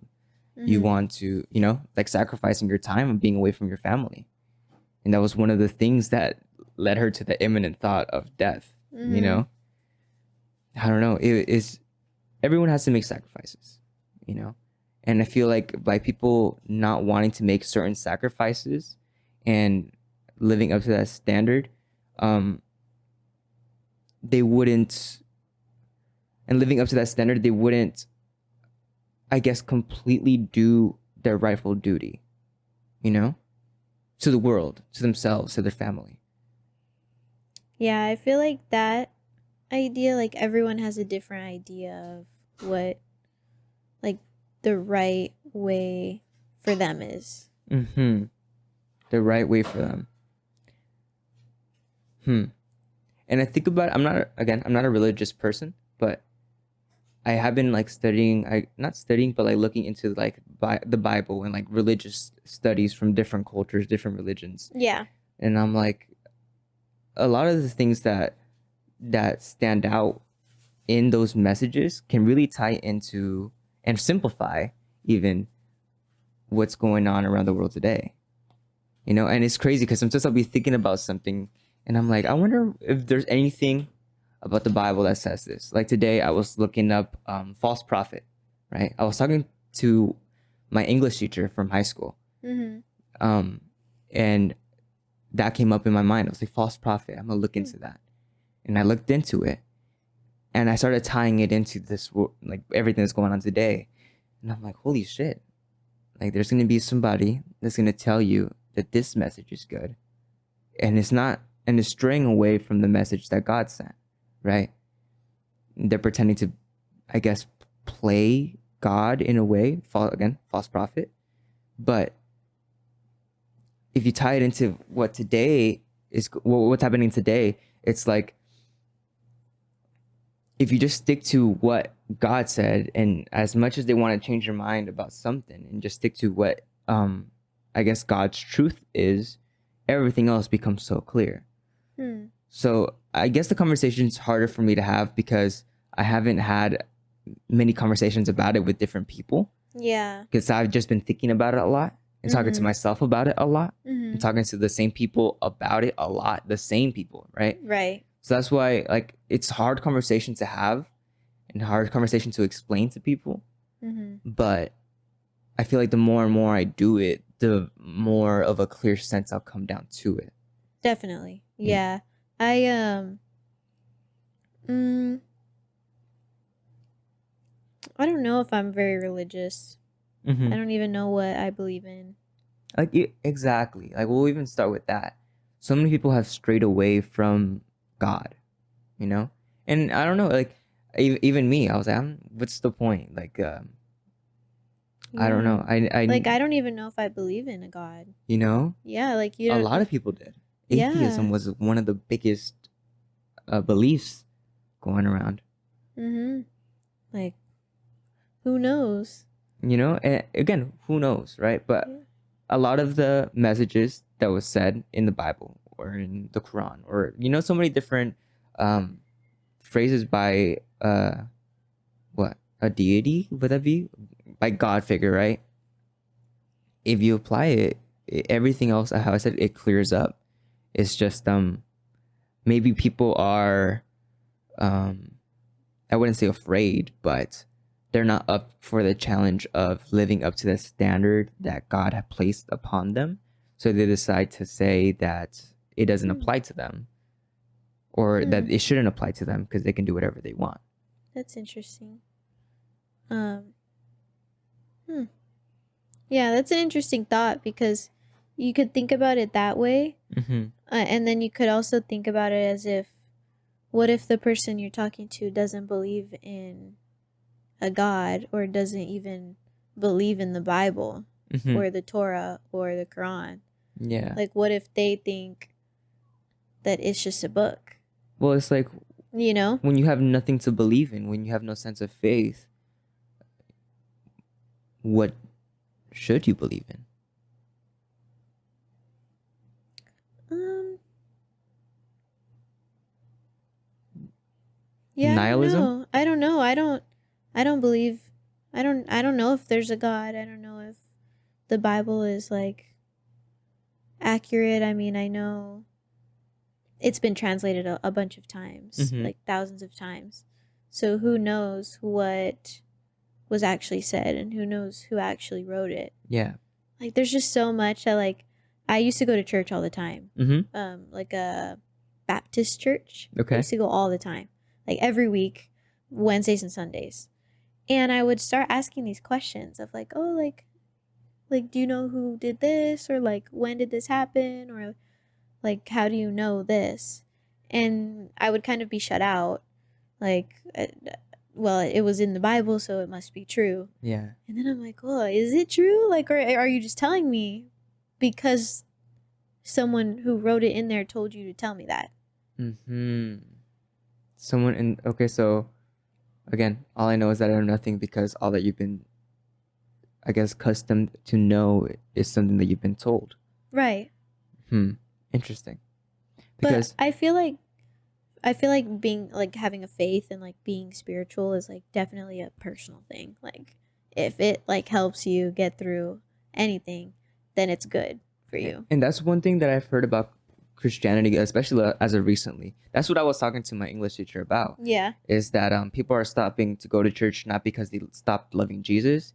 It's because you can't, like, the people or the messages that are being sent, I guess, by somebody portraying to know what Jesus says is something they just picked and choose and told you to believe. Mm-hmm. So I started thinking about that too. Yeah, it's I can interesting Yeah. because it could be completely different than what everyone is thinking, Yeah. and no one would know. Mm-hmm. It's very interesting because a lot of people, they say that they're religious, but they pick and choose what parts of the religion that they follow.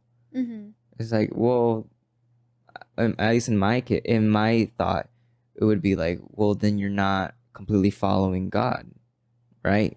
Or your God that you believe in, because it's at the same time, it's like you're being a hypocrite because you're saying that you're following him all the way, except for this and this and this and this and this and this and this and this, because you just don't want to do it, and you have, I guess it comes with a sense of entitlement, ego maybe, that it's like I don't need to do all that.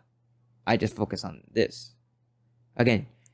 Yeah, I feel like people are religious for different reasons. Mm-hmm. I feel like some people are religious, like for themselves, and they want to use religion just when they need it, kind of a thing. And then some people really use it and like will die for it. Mm-hmm. And that when they start hurting other people to stand for their religion. Yeah, or just, they want to share it with their family until, because like we've seen, or at least I've seen, families break up just because some person stopped believing in that religion or contradicted, I guess, what they had been learning this entire time with the Word of God. Mm-hmm. Yeah, I mean, my own family, like, we don't really talk about religion that much because we all know that we have different viewpoints. Mm-hmm. And we can talk about it, but if it comes to actually like doing something and us wanting to talk about how we want each other to live, it just like wouldn't go anywhere. I honestly surprised myself because, like, growing up, again, I same thing. I went to a church all the time. I grew up, I wouldn't say like in a religious family. My dad, same thing. He tells me, he's like, I never thought of myself as a religious person because I would see the people at church and they're all hypocrites. They would all be saying these things here and then go and do the opposite over there. Yeah. So it's like, yeah, I know what you're doing. Just you're not being true to yourself or to God at this point. You're just trying to play the part. Have you heard of? It might be kind of like scary, to some people, but I don't think it's scary, when you actually like learn about it a little bit more. Because I've done research on a lot of different religions, and like I have a lot of friends that are all different religions, and one religion that like stuck out to me that I've watched a lot of videos on, done like a lot of research on, is it's called Satanism. Oof. I know it sounds scary. Yeah. But it really is just kind of like you're living for yourself, and you want the best for yourself and the people you love without hurting anyone else. Like that's kind of like the whole basis of it. But you worship the devil instead of God? They believe that the devil was not the bad person. Like because that's come up on this podcast before, Satanism. I haven't looked into it though. Yeah, I mean, it kind of like, it really makes you think, because the whole concept of religion is supposed to make you think. Yeah, because they think that he wasn't necessarily, or he or she or whatever it is, wasn't, say, like the bad person, and was just there living their life, and then someone else didn't like it, and so they went on their own. And then we were told through the Bible, through the Quran, the Torah, that the devil is bad and God is good. Because at the same time I think about it, it's like you do everything for yourself, and yeah, you care for others, but you'll still end up choosing yourself instead of others? Question mark? Yeah, I mean, you can, it goes into a lot more detail. Yeah. But I think the main point of it is that, like, they're not just out to, like, hurt people. Like, they're kind of just... Because there's also levels to Satanism. Definitely. You know? There's levels to Satanism. There's levels to Christianity, to Catholicism, to Buddhism, to everything. Yeah. You Like, can get super serious into You can get it. super serious in anything you can get. You can say you're one thing and then be completely different in any religion. Like, it's a lot. Yeah. It's kind of like, it really just makes you, at least me, just like, like, yeah, what is actually real? It's a lot to think about. But I don't know, like instances that have occurred to me before, I don't know, I still don't know if God is real, but I'm choosing to believe that he is, you know, and maybe not like as in the actual physical sense of like there was a man that walked on earth and did this and that, but there's a lot of value in the stories that are told in the Bible, you know, and a lot of lessons to be learned, and morals that could be applied to your everyday life that I don't see how they would do you any wrong. Right. It's just very hard to live up to, which I can see how people won't want to live up to, you know? So they decide to go do their own thing. Right. Because it's a lot. It's a lot to live up to. Yeah, I also feel like maybe there's so much pressure on once you like pick a religion, you have to like stay on that religion. Like you're doing this instead of like you just said, the Bible has a lot of good moral teachings that you can apply to your normal life and not be hurting anyone. Just the way of living, like, oh, you know, be kind to people, do this, do that. Like there's a lot of good things. Yeah. But I think people get like either like all the way in or like they don't want like anything to do with it. They pick and choose. It's I wouldn't classify myself as a certain religion, but I will stay with that. It's that I believe in God, you know, or a God, something, but somebody that's taking care of something. You know what I mean? It's always good to believe in something, and make sure you're not hurting anybody else. Right. Stick with those principles, and you're not hurting yourself. Right. You know, like yeah, you don't want to hurt yourself. And there's just been little instances that it feels so weird. It's I don't even know. 2 times it was definitely with mushrooms. Like I tried mushrooms and it was fucking crazy. But it wasn't. I've never. Yeah, it's not for everybody. I wouldn't say that. It is a lot. But the times that I did try it was like somebody was really, really talking to me. And then after that, there'd be instances where I wasn't, and I'm just like there by myself. And it feels like somebody's just talking to me right here. Like, what are you doing to my brain? Like this It's just scary. You're at like, the I'm same not time. even on anything right now. Yeah. It was scary sometimes because it's like, am I losing my mind or something? Yeah. Like, I don't know. It was just some weird feeling in my brain that somebody else was just like controlling it. But it was only scary because I kept thinking it was scary. And I was like, all right, listen. Yeah, I tell myself that all the time. Yeah. It's only scary because your brain is telling you it's scary. Yeah. Or like that one little scenario of there's two men sleeping in different rooms inside this house. One of them is told that the house is haunted, and the other one, or no, they're both told that the house is haunted, but one of them believes in ghosts and the other one doesn't. You know. And while the one that believes in ghosts is just terrified the entire night, doesn't sleep. He's just like, what the fuck? You know, the other one's just sound asleep. Yeah. So perspective. Yeah, perspective. That's what I've been getting a lot of. Because that house could be haunted, could be not. Yeah. But if no one told you anything, how would you know? Yeah, Unless you experience something. Yeah.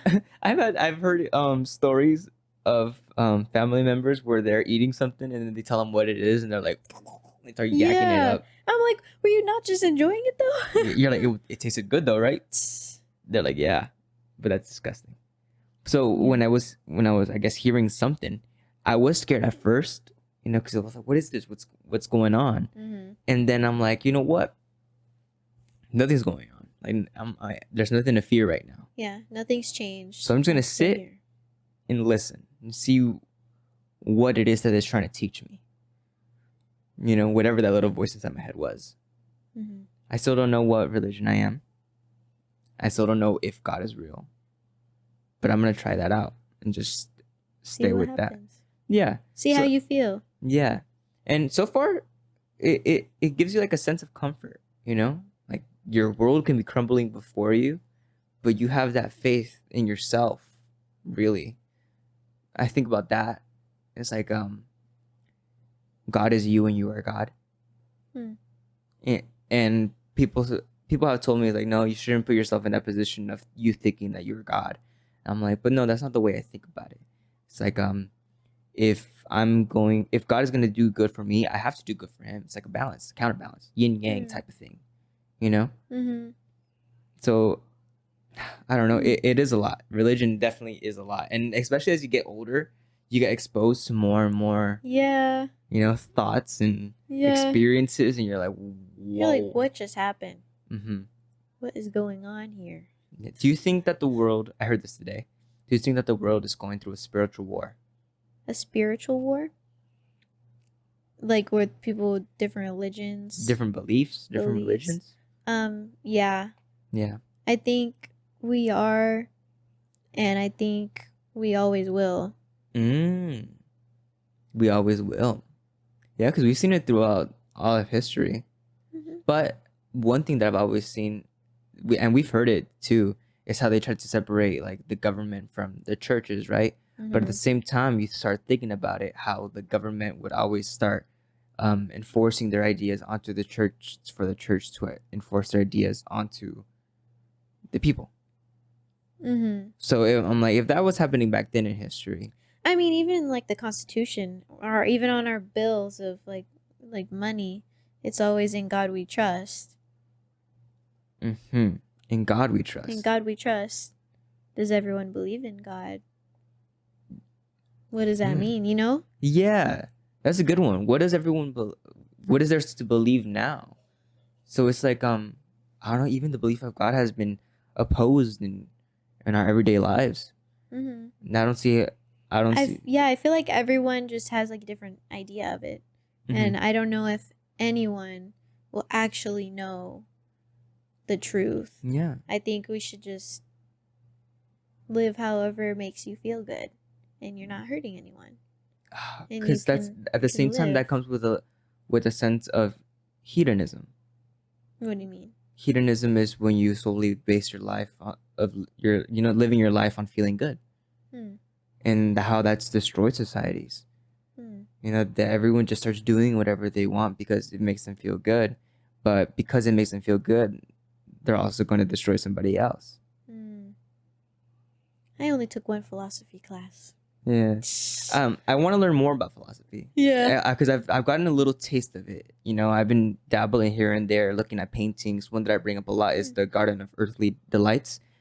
You know, you start tying it into, I don't know, you start listening and tying stuff into, I guess, our world. And in my case, like I started applying it to my life and my family and the way everything was going down. And I was like, this is very interesting, you know? But it portrays that. It portrays the people just doing whatever makes them feel good, you know? People, and yeah, it's not hurting anybody. But it's like, should you really be... I get you feel good sleeping around with a whole bunch of different people, but does it...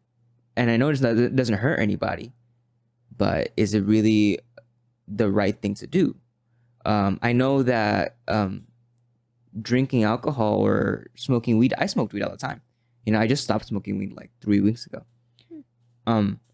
It makes you feel good, and it's not hurting anybody, but is it really the right thing to do?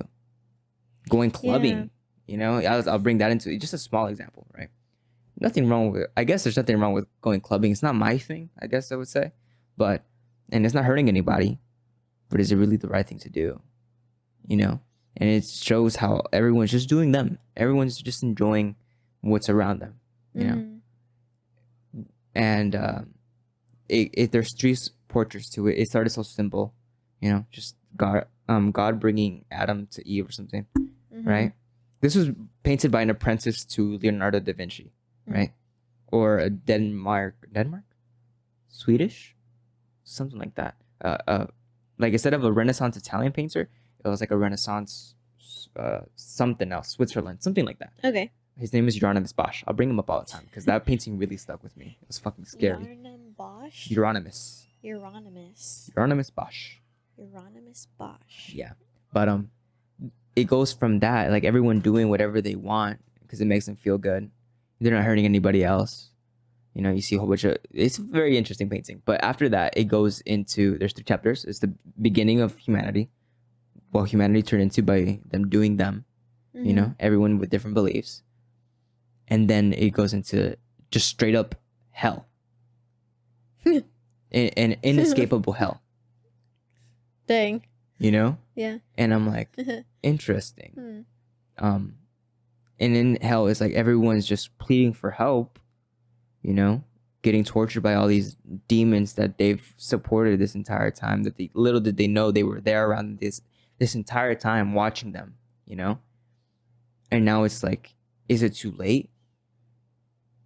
In the background, you see this little figure, it's like they said it represented God and the devil fighting in the background or something like that.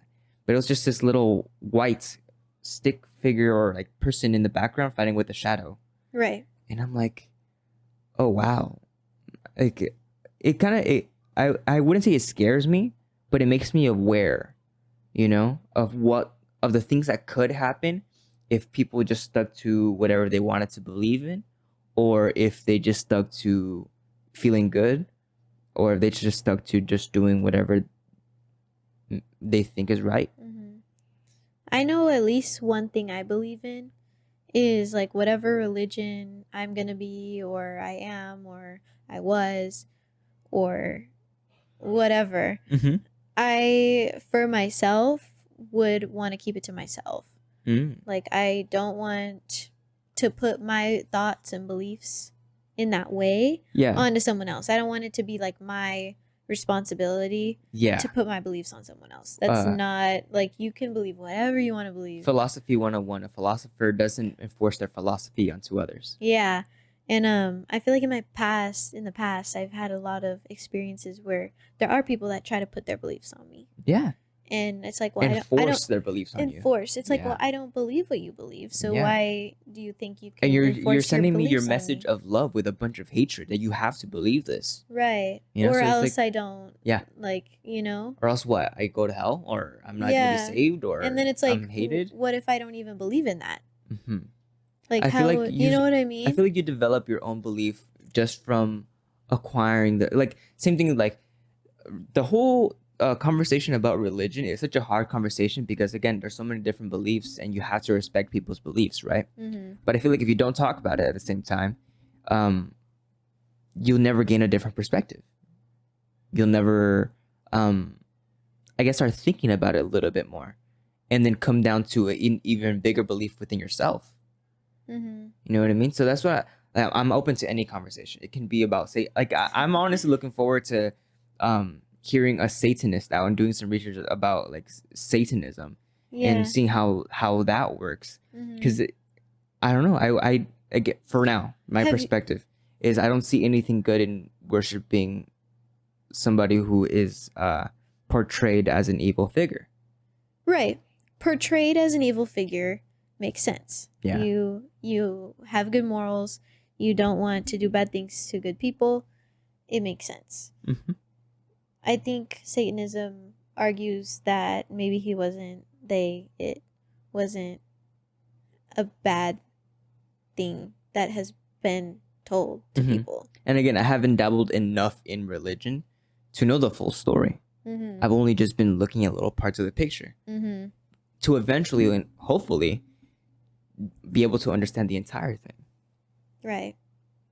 I feel like just working towards that, seeing the full picture. I feel like it's like a journey. Yeah. You can just keep learning. And then your thoughts change. You could learn something tomorrow. You could read something in the Bible tomorrow and you're like, what the actual is this? Yeah, what does that mean? That doesn't make any sense. Yeah. You know? But it's just about that. It's about going on that journey.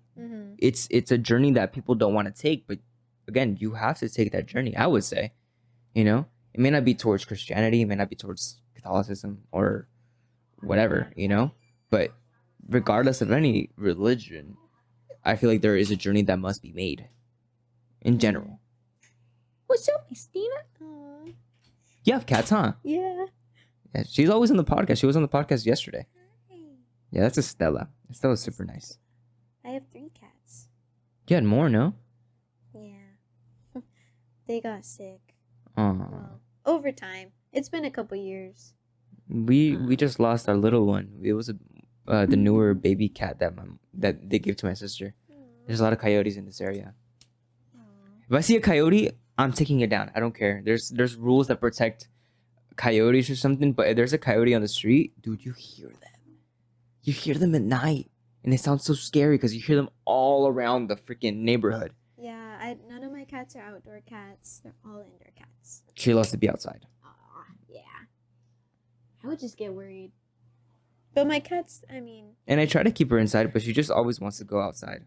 One of them I used to walk on a leash. She had like a whole harness. Oh, yeah? We would go on like walks. And she would actually walk? Yeah. I have never tried that with her.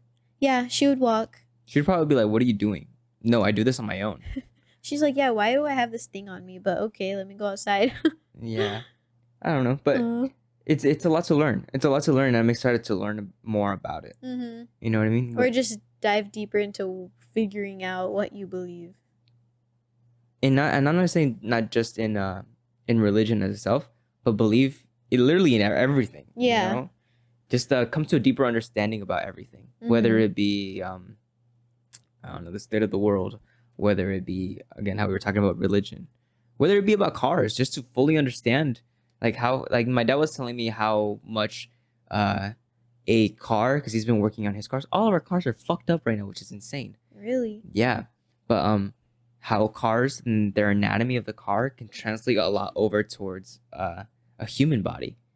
He's like the motor, and it's like our, I don't even know, I don't even want to get or like say something because I'm probably gonna get it wrong, but just like an analogy, like, oh yeah, the motor's like your brain, and then the exhaust is like your lungs, and then the way it's all put together, and the cables are your nerves. And I've heard that before, I think. Yeah.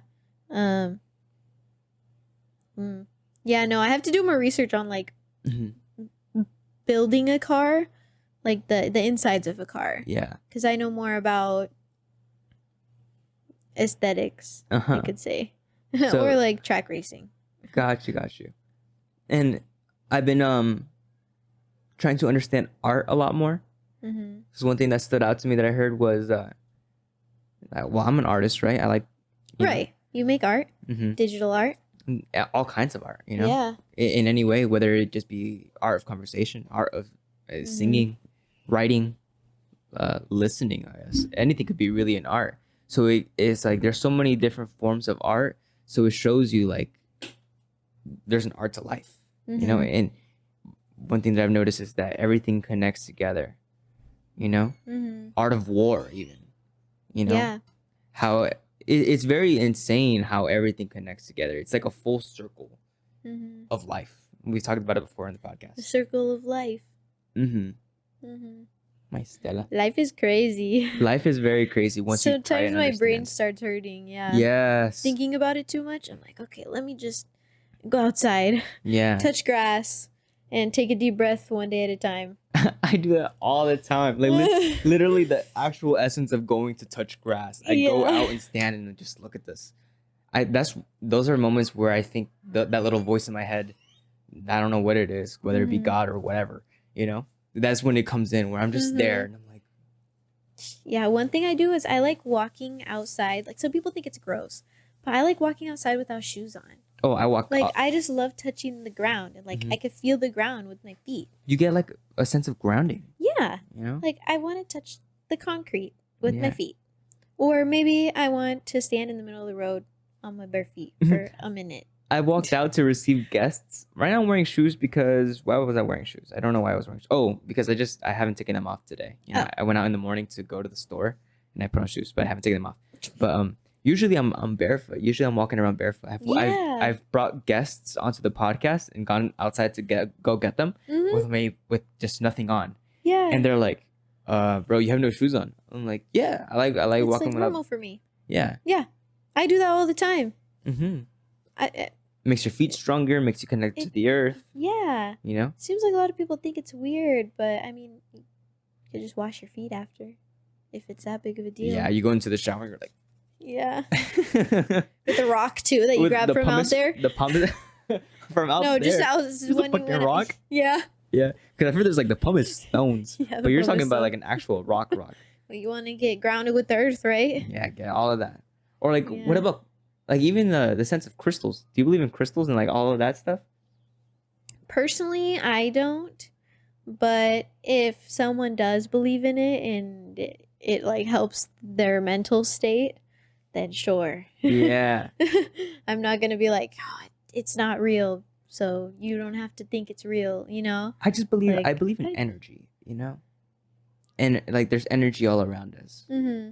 Energy in the light, energy in the sound, Mm-hmm. energy in our words that we speak, you know? Yeah, I think like my mom has crystals that I got for her. Mhm. And because they're pretty, first of all, they're like really nice to look at. They're nice to feel. They're really like textile. Like Mhm. if you want to feel it, they all come in different shapes. I feel like those things as well, like textile, like maybe if you like a color, Mhm. it could like make your day better. Yeah. And like you start implementing like positive words into, or I guess it's affirmation, Affirmations, yeah. right? Into yourself, into, I guess for some people, crystals, Mm-hmm. you know? Yeah, I mean, if you have a stone with you or a crystal with you, and you wholeheartedly believe that it makes your day better, Mm-hmm. then take the stone with you because maybe it will. Yeah, we can go back into that whole, like, people can walk around with a little necklace with a cross on it. Mm-hmm. And for some other people, it's gonna be like, that guy's just walking around with some like cross and thinks he's all of a sudden, you know? Mm-hmm. Like, well, you think the same thing about their crystal. Right. Mhm. Like they wholeheartedly can believe that this like makes something better for them, Mhm. and that's great for them. So is it like you're developing the God within yourself?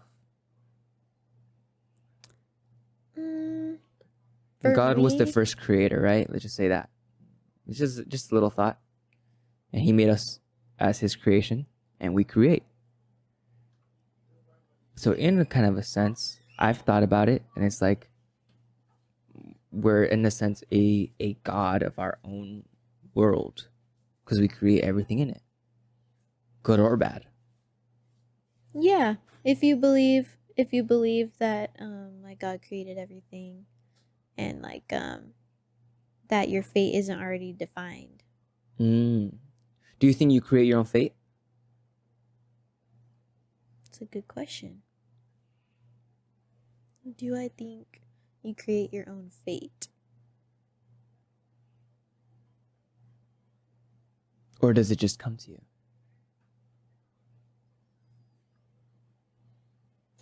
I feel like what's gonna happen in your life is gonna happen. So everything happens for a regardless. reason. Yeah. Hmm.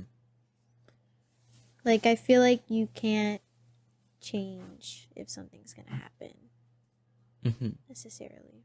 I guess that keeps me sane because, like, my family will send articles and stuff about things going on in the world that are, like, really scary, and, like, people go through hard things, and there's always people dying and everything like that. Mm-hmm. And sometimes they'll be worried, like, oh, like, maybe, like, I don't want you going out, or, like, this kind of thing. Or just, like, when you're going to work, like, be careful. All those kinds of things. And although, like, I, of course, want to be careful. Yeah. And, like, obviously, if they feel, like, a weird feeling or something, I wouldn't go out. But, like, I feel like if something were to happen, I wouldn't be able to change it. Yeah. Sometimes things just happen. Mm-hmm. Okay. Like, I don't know the full story, but I just heard, was it yesterday or 2 days ago? The actor from Euphoria, I heard, yeah. like, he was only 25. Mm-hmm. Like, how sad is that? There was so much life left, Mm-hmm. you know? And sometimes things just happen, I guess. Yeah, I don't know. I think it was an overdose, was it? So you could, I don't I don't know. exactly know what happened. but like, things happen for a reason, right? Like, you can, when you start thinking about it, like, even if I were to just go out on a drive and then all of a sudden, like, I get hit by a car or some shit, right? Like, the reasoning, if you think about it, was that person wasn't paying attention. You know, I was just the unfortunate one. You know, Mhm. so you see, I guess once you start adding all the perspectives together, I guess things do happen for a reason, and your fate. I don't know. Very interesting thoughts, huh? Yeah. Yeah. I feel like if I didn't believe that, then I would be scared to do anything. Ah. So Like, if I believed that I could make my own decisions, like, for my whole life, and, like, I could control everything, that I would be scared to make any decisions. really, Mm-hmm. I see. Because I think about it the opposite. Really? Yeah, it's like if you're telling me that I have the power to control every decision that I make, and that by putting my mind to it, right, and start thinking about it and putting some action behind it, Mm-hmm. I could really do whatever I want, whatever I put my mind to. If I wanted to fly, like, look at Leonardo da Vinci. That fool was like, I want to fly. I'm gonna find a way to find some sort of contraption to make humans fly. And then now we have planes that we see on a daily basis. Mm-hmm. You know, so it kind of shows the limitation that we can set on ourselves. But by knocking those limitations down, it's like we're really unstoppable. Mm-hmm. Oh yeah, those, wasn't it like two brothers that made the airplane? The Warner Brothers, I think it was. Warner Brothers? Is I that really their name? don't know. I need to look into that history. But yeah, there's, yeah, I don't know. well, what do you Lots think of makes you things. afraid to make a decision? I would just be afraid of making the wrong decision all the Mm. time. Like, oh, like, if I made the decision to go to this place and something bad happened, that was my fault because I made that decision. Mm-hmm. But if I go there and I just know that, like, anything could happen at any time, and something bad does happen, that I couldn't have stopped it. Yeah, no, and especially now in this world where things just happen all of a sudden, there's freaking crazy people who are not even crazy people. The term that I'm looking for is monsters. One that is willing to take Mm-hmm. from others for their own benefit, right? We see like a shooting every once in a while, just like that. Mm-hmm. Take lives like nothing, Mm-hmm. you know? So I guess you can definitely look at it from a standpoint of fear, Mm-hmm. you know?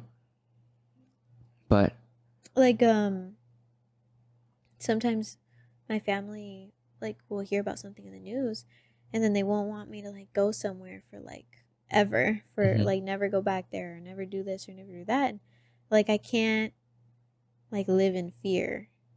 mhm. You know, like, if I'm gonna do something, whatever's gonna happen is gonna happen anyway. So at the same time, does that take us stress off your shoulders? Definitely. You know, it's like if it's Mhm. gonna happen, it's gonna happen. But at the same time, okay.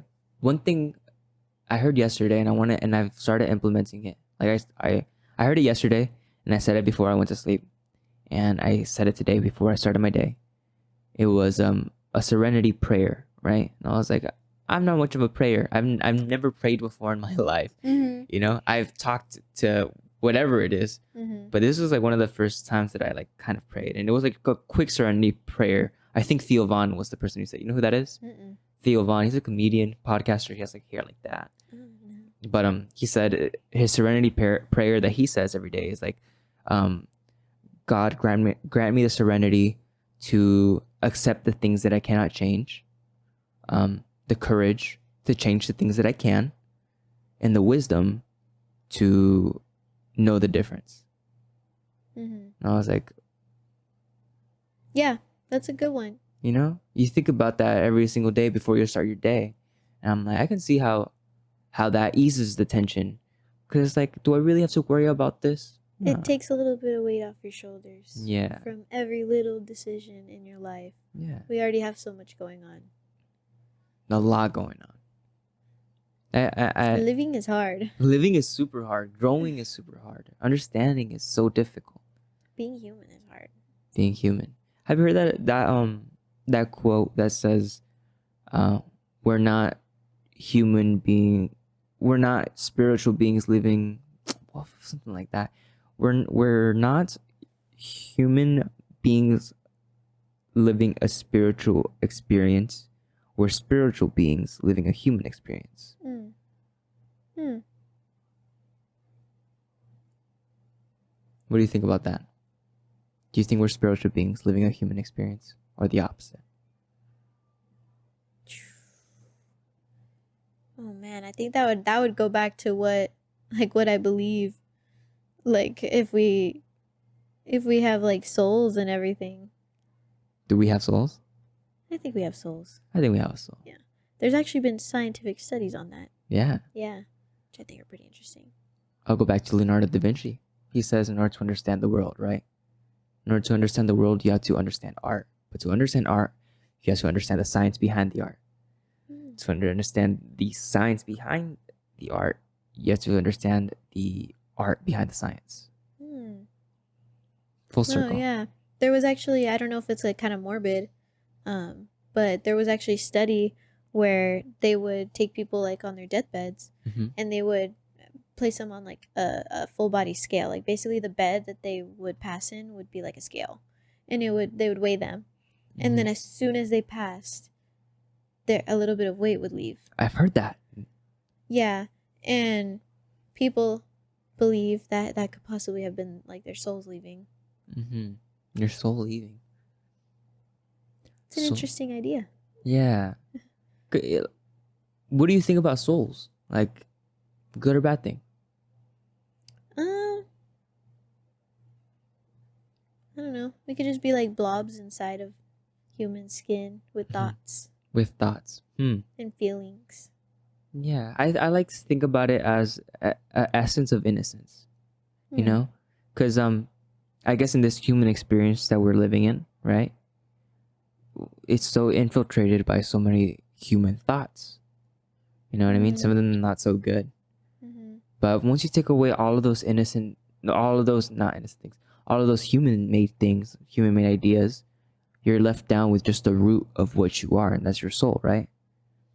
So I don't know. I see a sense of purity within a soul.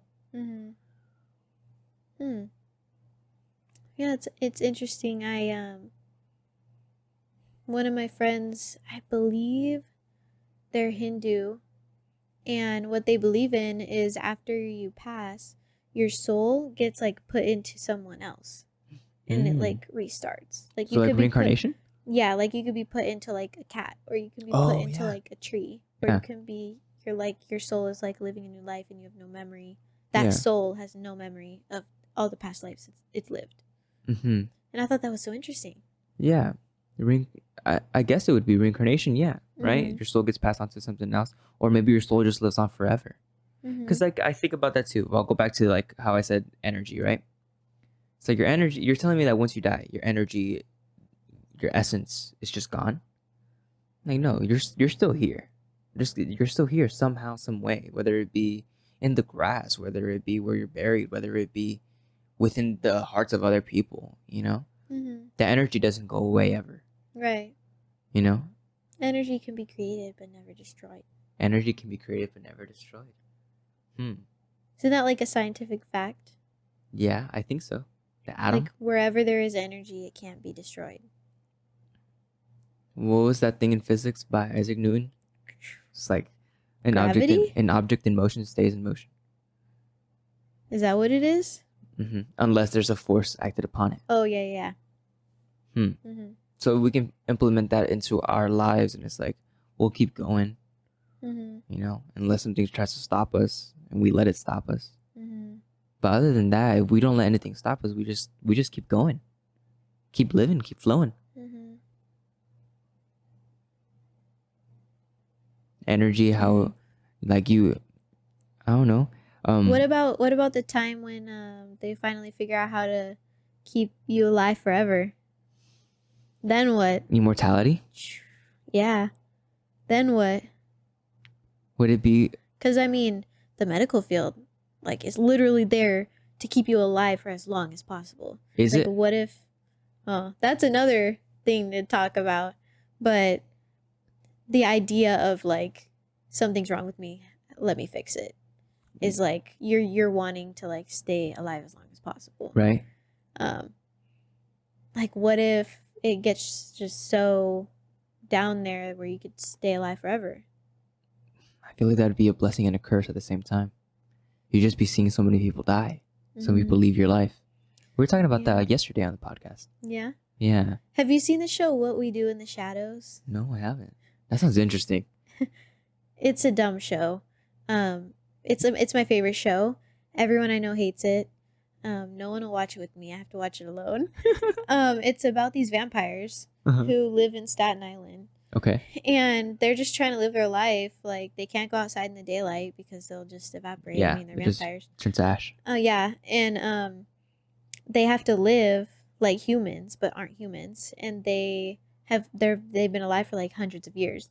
And so you go through the seasons and you like learn about all the past lives that they've lived, like where they've like conquered countries and they've like done this and they've seen all their family members like pass away because they're not vampires and like all this stuff. And it just like makes me think like, yeah, it's a show about vampires and it has like stupid humor, but like also, what if like at some time humans could live for a lot longer than now? Because like, what if, I don't know. Would you want to live forever? Would I? Yeah, if it became a possibility that they found out the science to allow a human to live forever, would you take it? Yeah. Yeah? You would want to live forever? I mean, it would be a big commitment, but It's a huge commitment, yeah. Why would you want to live forever? I feel like that would just take like all the stress out of my life. How so? Like, no matter what you do, like you always have a chance to like start over. But at what cost? At what cost are you? Oh yeah, definitely some trade-offs. Yeah, definitely some trade-offs. Definitely. Because I've thought about that as like, we only have this one life, right? We all know this. We're not going to live forever. The science hasn't been, I guess, given to us yet. So it's like, it depends on how you want to spend your life and how you want to spend those relationships with people around you, with yourself. Right. And make it count as much as you can. Because just like in the show, I mean, they've been there for hundreds of years and all the people that they've loved couldn't come with them. They would stay back where they ended and these people would keep going. And they couldn't help that, Yeah. But they also have a chance to have a new life. Also have a chance to have a new life. Like, if they mess up, they can just go and do something else. Yeah. Yeah. And also they're vampires. Yeah. And also they can still die, even though they live forever. They just go in the sun and evaporate. There'd definitely be a trade-off Definitely. for sure. But I don't know.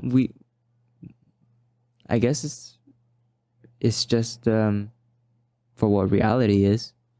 We're not vampires. We can't live forever. So I don't know. What about all those people in those cryo chambers, though? Oh, like Walt Disney? Yeah. Oh, I don't know. What about those people? They come back like 1,000 years later and just see. What if they come back 1,000 years later and they're just nothing? What if they're still alive right now? Well, what do you mean? Like, what if their brain is still like thinking? And it's just like they're just been in their minds this entire time. Yeah. Oh. Like, what if, like, we don't know? We can't ask them. That'd be interesting. But they're there for a reason, because they want to try to come back at some point. So something has to still be in there for it to come back. Yeah. Or be put back together in some way. How do you think they would come back? Do you think they would come back like as themselves? Like what they were? Or how you said, is their mind still active? I don't know. You know? I don't know. So they were to come back, where they just come back with a whole bunch of... is it just like their brain that's like in there? Actually, I don't know. I don't know if they would come back with like a whole bunch of different knowledge. Like even if it's just their brain, remember how we said the only things that we know is the things that we've been told by different people. Those perspectives. So if you're just by yourself and you have no information coming into you. Like, I'm wondering if they would be like defrosted and then thought out and then like robot parts would be like connected to them. So they become like androids. Like, I don't know. I don't know what they're planning. I mean, obviously they have a plan. Yeah. Because people are in there. And they're rich. For sure. They've got to be. Yeah. If you're freezing your body up. Bro, we go back to the electricity. What if all the electricity goes out? And they just melt. They melt. What if the nukes come and everything just... Yeah. Not even worth it at this point. So we just still want to live forever. If I could survive a nuke. Yeah, because I'd be the only one there. No. That would be a sad life. Yeah, you're just by yourself. People need people. You could restart life. By yourself? Tear out like one of your ribs or something and boom. You probably wouldn't be the only vampire. Or not vampire, but like immortal being. That's crazy how much humanity has changed over the world. Like, could you imagine like the first civilization? Like they just started out, but little did they know there was like a whole different civilization on the opposite side of the world. Like, what if when I start thinking about theories and stuff, I just go all in. I love it. Because I don't know what to believe. It could be everything. It could be nothing. Yeah. Like, we just never get to talking about it. Yeah. Like, what if we're all just like in like a bubble and like some aliens from like a different planet are like controlling us, and we're like a test like planet for them. Oh, look at Joan stressing out. Yeah. He doesn't even know. They're like, let's put this book in here, and then let's put this book in here that's like a different language, but it means the same thing. But then they can't translate it the same. Yeah. And let's do that like 1,000 more times, and then let's see what happens. Also, send in a rover, call in an alien, and then they'll make something up and see what they think. Yeah, and also cats. Flurkins. You know what a flurkin is? The ones from Captain Marvel? Yeah. Yeah. Dude, I swear, if you eat somebody one day, I'm not going to be surprised. I'm going to be like, well, Marissa was right. Flurkins are real. Yeah, Crazy. But there's so many things to think about, right? So many things to come to an understanding to. I feel like everyone wants to know the answer, and I'm super pessimistic, and I don't think we'll ever know the answer to like a lot of things. See, because I'm not focused on finding an answer. I'm just focused on learning as much as I can to come close to an answer. And maybe not even close. It's just, I don't know. See how I feel like by learning so many different things, you come to an answer. Maybe not the answer, but you come to an understanding, a deeper understanding of the world, of life, you know, of how everything goes. Understanding different people, how they think, how they believe, how they feel. You know? Socrates, I bring him up a lot because it's conversation, how he learned everything, right? And I'm like, if I have a podcast and I'm gonna be able to talk to so many different people from around the world, from different experiences and different perspectives, like I can only imagine how much information is gonna be going into my brain on a daily basis by one, challenging their brain to like think of something. Yeah. And then also by challenging my brain to think of something too. Uh-huh. You know? And then you're like, oh, do I actually feel that way now that I'm hearing this other perspective? And then later on, another conversation is going to emerge, like even maybe not even on the podcast, or something in the world just comes and manifests itself into my existence, into my existence. And I'm like, wait, that reminds me of that one time where I talked about this with that person, and that correlates over to this, and that correlates over to that, and then this correlates this way. And then I'm like finally somewhere. It's just a journey, you know, that I want to go on. And as scary as it gets, as dark as it could be, it's like we all have to go through some sort of journey. You know, I feel like this is a good way to I don't know, decipher the path on that journey. Yeah. Just talking. It is cool that you get to talk to so many people. Yeah. And especially after being isolated for so long. uh-huh. You know? Like I haven't seen many of my friends for a very long time. Everyone's just so busy. There's no time to actually hang out and chill. And if we do hang out and chill, it's like, what are we going to talk about? Yeah. You know? And then you just sit there for 5 hours doing nothing. Doing next nothing. to each other. Yeah. So I wanted to change that essence of the kickback. You know, because you go to a kickback and everyone's having fun, but it's just a bunch of distraction. You know, not really talking or thinking about anything. Yeah. I think it's a good time to end the podcast. All right. But you were about to say something though. Oh, no. I was just saying it's good to challenge your mind every once in a while. Yeah, it's fun. It can get a little scary sometimes. Yeah. But it's cool to think about things because it may not make sense now, but I know it's going to eventually. You know? And it's nice to just talk about your perspectives. Yeah. And have someone who may have different perspectives, but you can still talk and think and conversate with each other. Yeah, and it's conversations that we just never get to have anymore. Yeah. You Unless know? it's like planned, like, okay, let's talk about this, you know? Like, think about this, all right? What are we ending off this whole podcast on? How we're talking. Right? Yeah. And what did we start talking about on this podcast? How we're here. Your car. Oh, yeah. That's literally how this whole podcast started. Your car. You're into cars. You work at a what's it called? The wheel shop, Heritage, right? That's how we started this whole thing. But somehow, some way, it like ended up over here. Yeah. That's interesting. Yep. I never expected it. I didn't know how this conversation was gonna play out. Yeah. I was like, well, I know we're gonna talk about cars, but I don't know what else. Yeah, I mean, we haven't talked in a long time. Yeah. So there's so much to talk about. Yeah. I don't get that when people say, well, I don't know what to talk about. I don't have anything to talk about. I'm that person that says but that. you do. You have a lot to talk about, right? Well, yeah. I mean, I'll respond to questions. I'll answer with my opinions. I don't know about changing topics. Changing topics? What do you mean? Like, I don't know if I would know where to go next. Yeah. I think it's conversation. I think, or one thing that I've learned about trying to change, or not change a topic, but like how topics have been changed is just by asking another question. You know? That's a good way to look at it, yeah. It's just curiosity. Follow your curiosity. See where it leads you. See what you're going to learn, what you're going to find. You know? Sometimes what you'll find is a bit scary, for sure. But I mean, it's better than finding nothing. Yeah. I have to do that in my job, too. Ask questions? Ask questions. But more so just, like, get to know a person. Yeah. Because we all like cars or whatever, who I'm talking to at work. But, like, we're all individual people. Yeah. With, like, our own opinions, our own thoughts, our own things that we think are cool. Yeah. And we have to get to know them. Yeah. So that we can help them out. Except if you have a Kia Soul. Like I said, I can still get you wheels if you have a Kia Soul.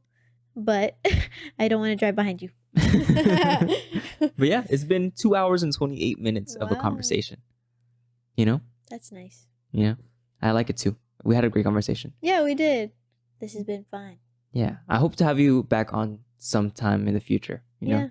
Just keep asking questions. Keep learning about different things. You and I'll be excited to hear you out in the future, see how much you've grown, how much more you've experienced. Yeah. Yeah. Same to you. Yeah. And like I followed your journey like throughout high school too, so Yeah. I bet I'll continue. And it started off with us talking about Flash in high school. Is that really? Do you remember? Oh, that was a long time ago. A long oh my time gosh, ago. how many years ago was that? Freshman year. 4 + 4, like 8 Almost years 10 ago? years ago. Oh my god, dude, that's insane. But yeah, thank you guys so much for watching. If you guys happen to enjoy, make sure to like and subscribe. Marissa, where can they find you? They can find me on Instagram at MMARISSRIARAY. Mm-hmm. 2 Y's on Instagram. And then yeah, you can use my codes at 3PCUS and Heritage Wheel. Just Marissa. Yeah, so if you need any wheels, if you want to hook up for your car, make it look nice and I guess shiny for your wheels. I gotta experience myself a lot more on the car community for sure. However you want it to look, we can help you. Yeah. Just go look for Marissa. Everything's gonna be down in the description below. Thank you for talking to me. It's been a great conversation. Thanks for having me. Yeah.